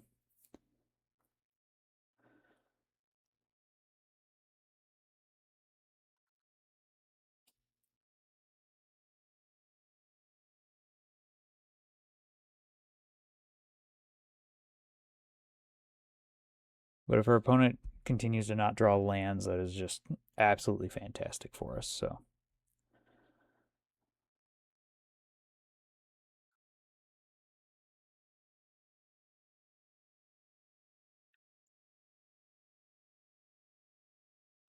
the debate of whether or not to attack is interesting. So they want to be able to block. Okay. So let's see. If I go Quarry Steelcutter into Preordain, I will end up having 3 tokens that can all attack. One would be a 3/3, and then 2 would be 2/2s. So I'd be getting in for probably 4 damage, puts my opponent to 8. Then they're able to attack back, put me to 9. And then maybe I can just Quarry Steelcutter and do something else. So our opponent could potentially have 4 mana for something next turn, which could be a Karn, but then into nothing else. So yeah, I think I'm gonna go for the aggro plan here.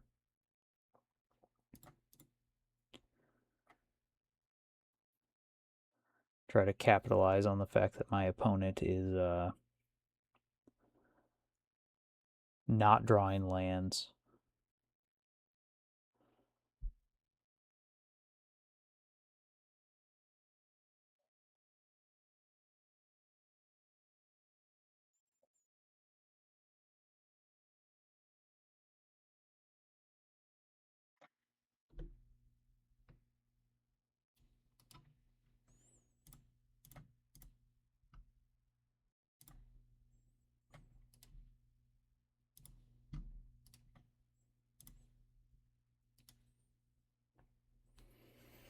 Let's bottom both of these.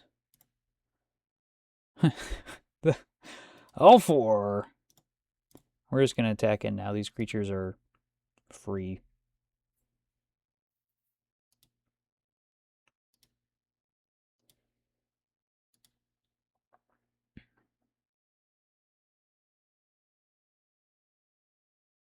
All right. Opponent said one more turn of not drawing a land is good enough. Okay. Any changes on the draw? I don't think so. Like, I don't care about the graveyard stuff. The fire magic's not good. I don't want the removal as much. So I did see the Thought-Knot Seers, but I still have the Flames. So I think that's fine. Brotherhood's End, no. Meltdown, no. Flame is doing a lot of heavy lifting in this matchup because it's my coverage for some of their artifacts. Like they can get with Karn is just good that it has 3 solid modes now, and so I don't need cards like Bolt and Heat that are not very good. I'll keep in 1 Heat because it can hit a Planeswalker. Is some argument to the Flare of Denial, but I think like I talked about last time, then I want to put in the Tamiyo, and I don't think the Tamiyo is very good. So, yeah, I'm just going to run this one back.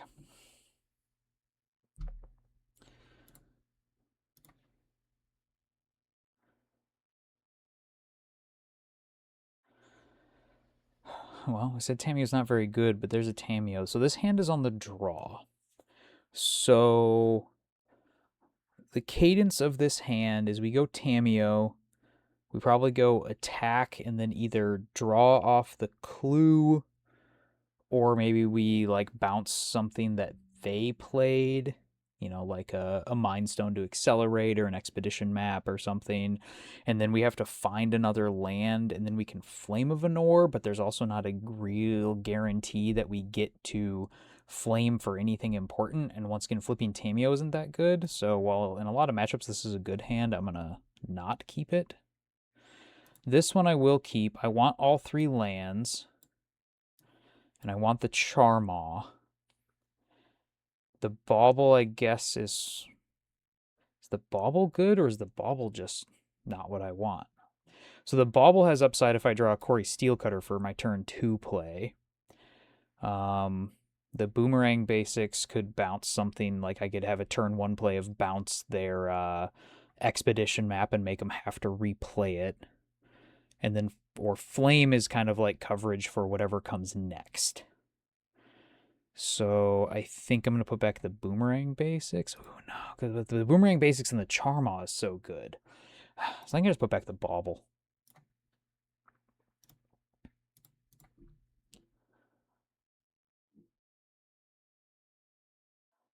Like, if we get to pull off Charmaw into next turn basics Charmaw, like, that's very likely a game-winning play. So,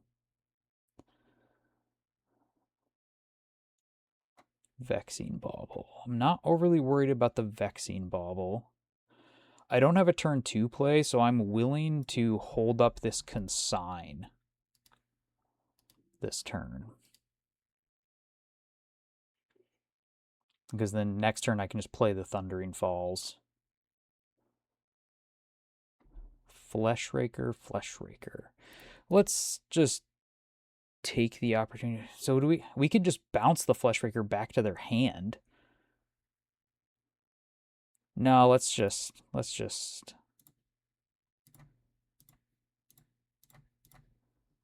say no, Fleshraker's done.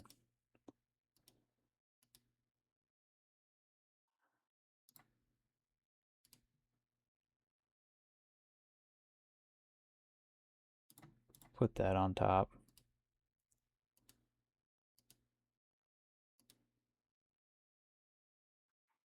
Okay, they have a Tower of Mine and a Temple. Turn Sphere, as long as the artifact is untapped, each spell that would cost less than 3 mana to cast costs 3 mana to cast. Okay, that's fine. Because I'm just going to cast a Charmaw next turn, and then I can blow that up. So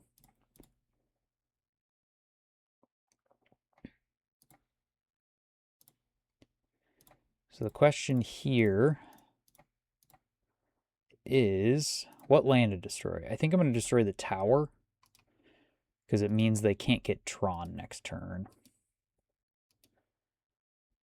So next turn I can go Flame to destroy the Trinisphere and then hold up Spell Pierce. Or I can just hold up both of them. I don't have to do both.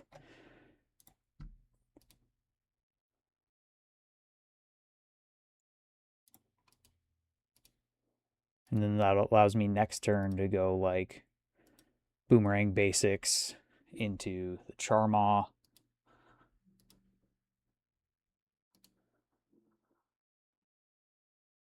The opponent has 1, 2, 3, 4.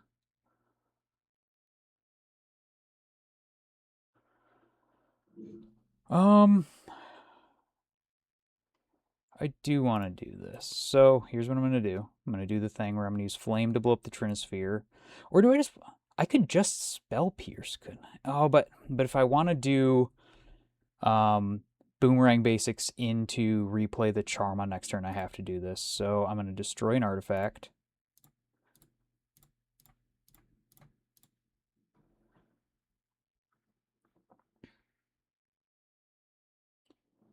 Because I want to Spell Pierce this Expedition map. Because the Expedition map represents their ability to, like, get Tron. So... Okay, so they play a second one. So that's fine. So we're going to attack first. If they have a Dismember, I could flare it. Oh, why didn't I? I just clicked through my attacks. Oh, that was so dumb. Okay. Walking and talking.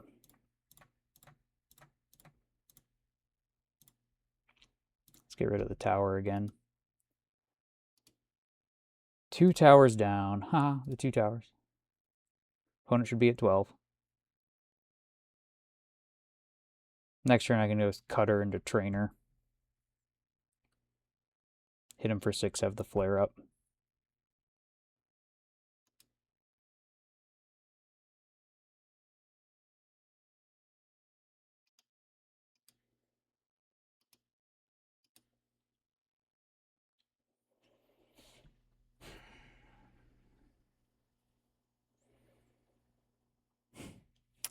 So let's see. They have Artifact, Land, Creature. So they have 3 types, 4, 5, 6, 7, 8, 9, 10. So they're really far away from an Emrakul.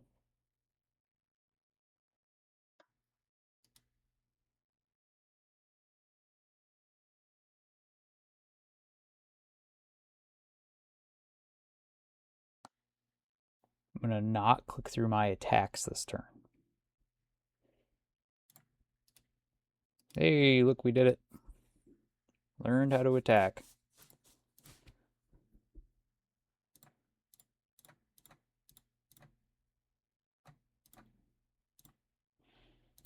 I'm going to get rid of the land that they got that turn.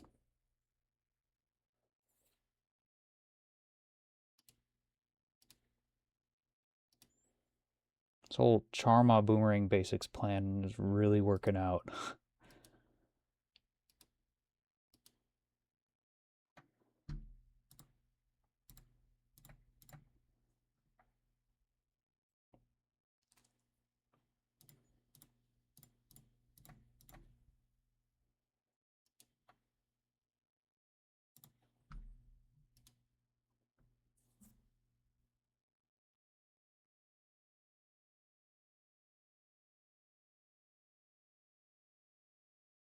K command. So they're making spawns and scry drawing.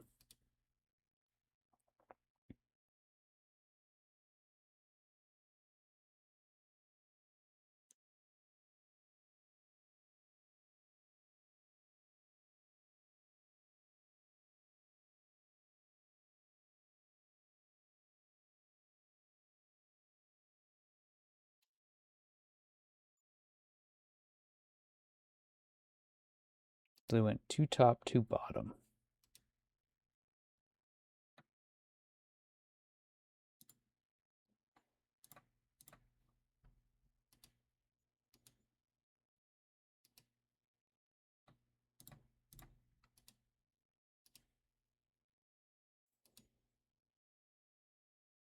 Keep in mind here that now our opponent should be at 1. I kind of want to wait on this bauble, because if they're potentially going to take over a turn of mine,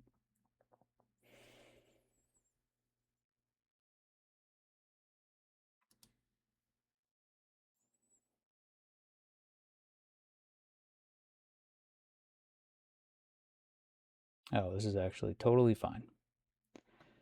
So we're going to go this, sack this. Always yield to that. They get rid of the Charmaw.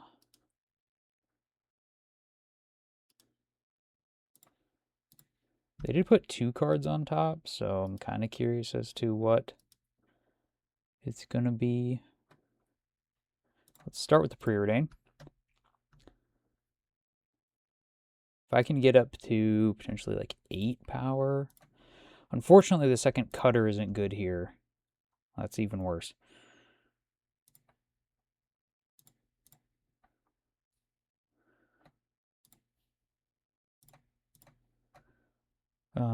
Let's see. So this will create another token, but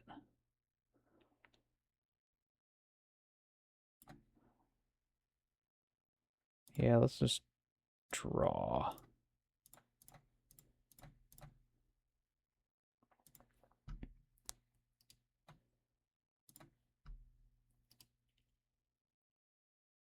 Double VV, huh? Well, that's actually great if their draw is just going to be a Thought Knot Seer.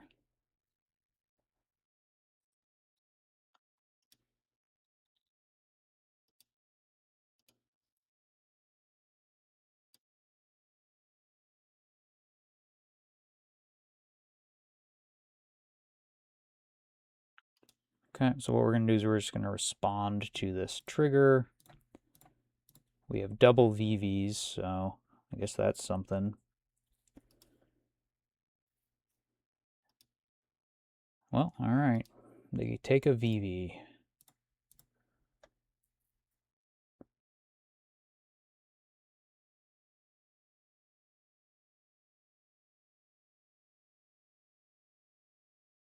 All right. All right. So, good finish with the 3-2 for the league. Initial thoughts are Vivi felt especially pretty good. And the Boomerang basics, I feel like, performed pretty well. There must have been a couple of times. So I'm recording this last match here a few days after the rest of them. So I'm a little bit fuzzy on everything, but I feel like the ability for Boomerang Basics to bounce stuff from our opponents, but also having this synergy of being able to, you know, get extra triggers off of Vivi. We did one time where we played Bauble, triggered Vivi, played Boomerang Basics, bouncing our Bauble, drew a card, triggered Vivi, replayed the Bauble, triggered Vivi. Like that's pretty good. Obviously, we saw multiple times where bouncing the Charmaw was fantastic. You know, so that was really good. I guess some other thoughts. There were times that I felt like the Corey Steel Cutter like was kind of clunky because we're not the best at triggering it. We only have one way to trigger it on turn 2. You know, compared to other versions that you might see of like Corey Steel Cutter, Tameo, Flame of Nor, Emery sort of stuff, where you're also playing 4 Mox Opals and like 3 Mox Ambers, so you have a lot more ways to consistently trigger on turn 2. But I also felt like there were enough games where like once we got going, you could play it even later, and it just started to present the clock, which is what the card's really good at doing. And also, we just have so much stuff that synergizes with it that I do still like the inclusion. You know, like the turns when you're trying to do a bunch of stuff with Vivi, it's useful to have the Corey Steel Cutter. You can really get in there and attack for a lot and that sort of thing. So overall, I was pretty happy with the main deck for sure. I think the Spire Bluff Canal is probably worth putting in. I think my initial build had 2 Fiery Islets instead. I don't know, there are times that it's nice that you can use the Fiery Islet like with VV just to kind of get another draw and keep going potentially and just like dig a little bit deeper. And with how many lands I was seeing, the second Fiery Islet seems a little bit more tempting. Although I don't think you're always going to have as many lands as I had in some of these games. I think that was just a little bit of variance happening. I certainly don't want to go down to 18 lands. Something about that just feels wrong. You have 7 3 mana spells that like you really want to be able to cast when you get them. And also a lot of times, since we once again we only have the 4/0 mana spells, you want to have 3 mana to be able to trigger your Corey Steelcutter by going Corey into one of these 1-drops. So I'm definitely not going to cut any lands. So I think maybe this dispersal of lands is good. The second Fiery Islet just also feels really painful in a deck that you have no life gain. In the sideboard, I think I'm going to cut the fourth Flare. 3 feels like a good number. There were a decent number of times that we did have like Thundertrap Trainer sack the Flare or Tameo sack the Flare. You never really want to sacrifice VV to the Flare unless it's like, well, I'm going to lose if I don't, because VV's value is staying on the battlefield, where like Thundertrap Trainer already got you the value as you go in. So with 8 things to sacrifice, I think 3 Flares is fine. I don't really want to go up to 4 because there's a bunch of times when you don't have both, or it's like, oh, the Tameo is the only proactive thing I have going on. I don't really want to lose it because it's the thing I've got to try to use to push forward a strategy to win the game. So I'd probably cut the Flare, the fourth Flare, and put in something else there. I really liked the Charmaws. They felt really good in a matchup that maybe is otherwise not great. So I wonder if having a third one would be a better use for this Flare spot, because you're just going to find them a little bit more. So it might just be down 1 Flare plus 1 Charmaw. Another thing I could consider is Spell Snare in here as a way to fight things like Frog, but I like the idea of the Mystical Disputes can kind of pair as like a 1 mana on the draw counter a Frog play, but then also have some other utility. Plus, as an Unholy Heat and Flame of Anura deck, you do have some ability to kill a Frog, when you need to. You have to navigate it a little bit more clearly, but maybe you just have to understand that Frog and, like we lost to the Death Shadow deck, those are your kind of bad matchups, which is one of the things recently I've been trying to be much better at in my Magic playing, is just understanding that you do have bad matchups and you have to accept that you're going to have bad matchups. If there's a deck in Modern that does not have bad matchups, I wouldn't play the deck, or I wouldn't buy into the deck, because you're not going to have it for very long. So yeah, otherwise, Soul Guide Lantern is fine graveyard hate. I don't love it, but it's a necessary thing, and I think it's kind of like the best cheap option that we have available. The one thing I do like about Soul Guide Lantern is, compared to something like Nihil Spellbomb, which I know we couldn't play in this deck, but compared to some other graveyard hate, is this one comes in, and if you just need a matchup where you just want to snipe, one like one card out of the graveyard, like, oh, this is just a Flage matchup, so I just need to hit the Flage, you can do that. But it also has the sweeping graveyard removal, and when you don't need it, you can just cash it in for a card. So, it is pretty good, but I feel like Soul Guide Lantern is kind of like the baseline for graveyard hate, and it's like you must be this tall to enter the graveyard hate category, but many things go higher than that. They're taller than it. They have more entry. They look like they belong a little bit more, but this is kind of about what we have access to right now. You can do something depending on if you're trying to really target a specific sort of thing. You could go like Grafdigger's Cage, and that prevents like what we ran into with the Phoenix deck. Those don't get to return. It stops Vengevines out of the Vengevine Hollow One deck if you run into that version, but doesn't necessarily always stop other things. Actually, Grafdigger's Cage is starting to sound really good because it stops Flage, it stops Reanimator stuff. Yeah, it's probably just pretty solid. So maybe Grafdigger's Cage is a different option, but you know, there it is. Soul Guide Lantern is better against Emrakul, the Promised End. So right now, that's definitely the first change I would make is just drop the fourth flare and maybe put in a third Charma or something else. But I'm happy the deck felt good. It has felt way better than the Izzet control decks I've been trying to play lately. But still lets me play some of the things and some of the playstyle that I want to play. I love Flame of Anor. Flame of Anor is one of my absolute favorite cards that has come out in the past few years. It is just awesome. I love this version of it as well. I'm glad I got to play with these versions today. These are the same ones that I have in paper, as you can see here. Yep. So these are all the versions I play with in paper in this deck. So yeah, you get to see the cool flames. You get to see the new mystical archive cards. Those are cool, all that sort of stuff. But that's just me talking at this point. So thanks for watching.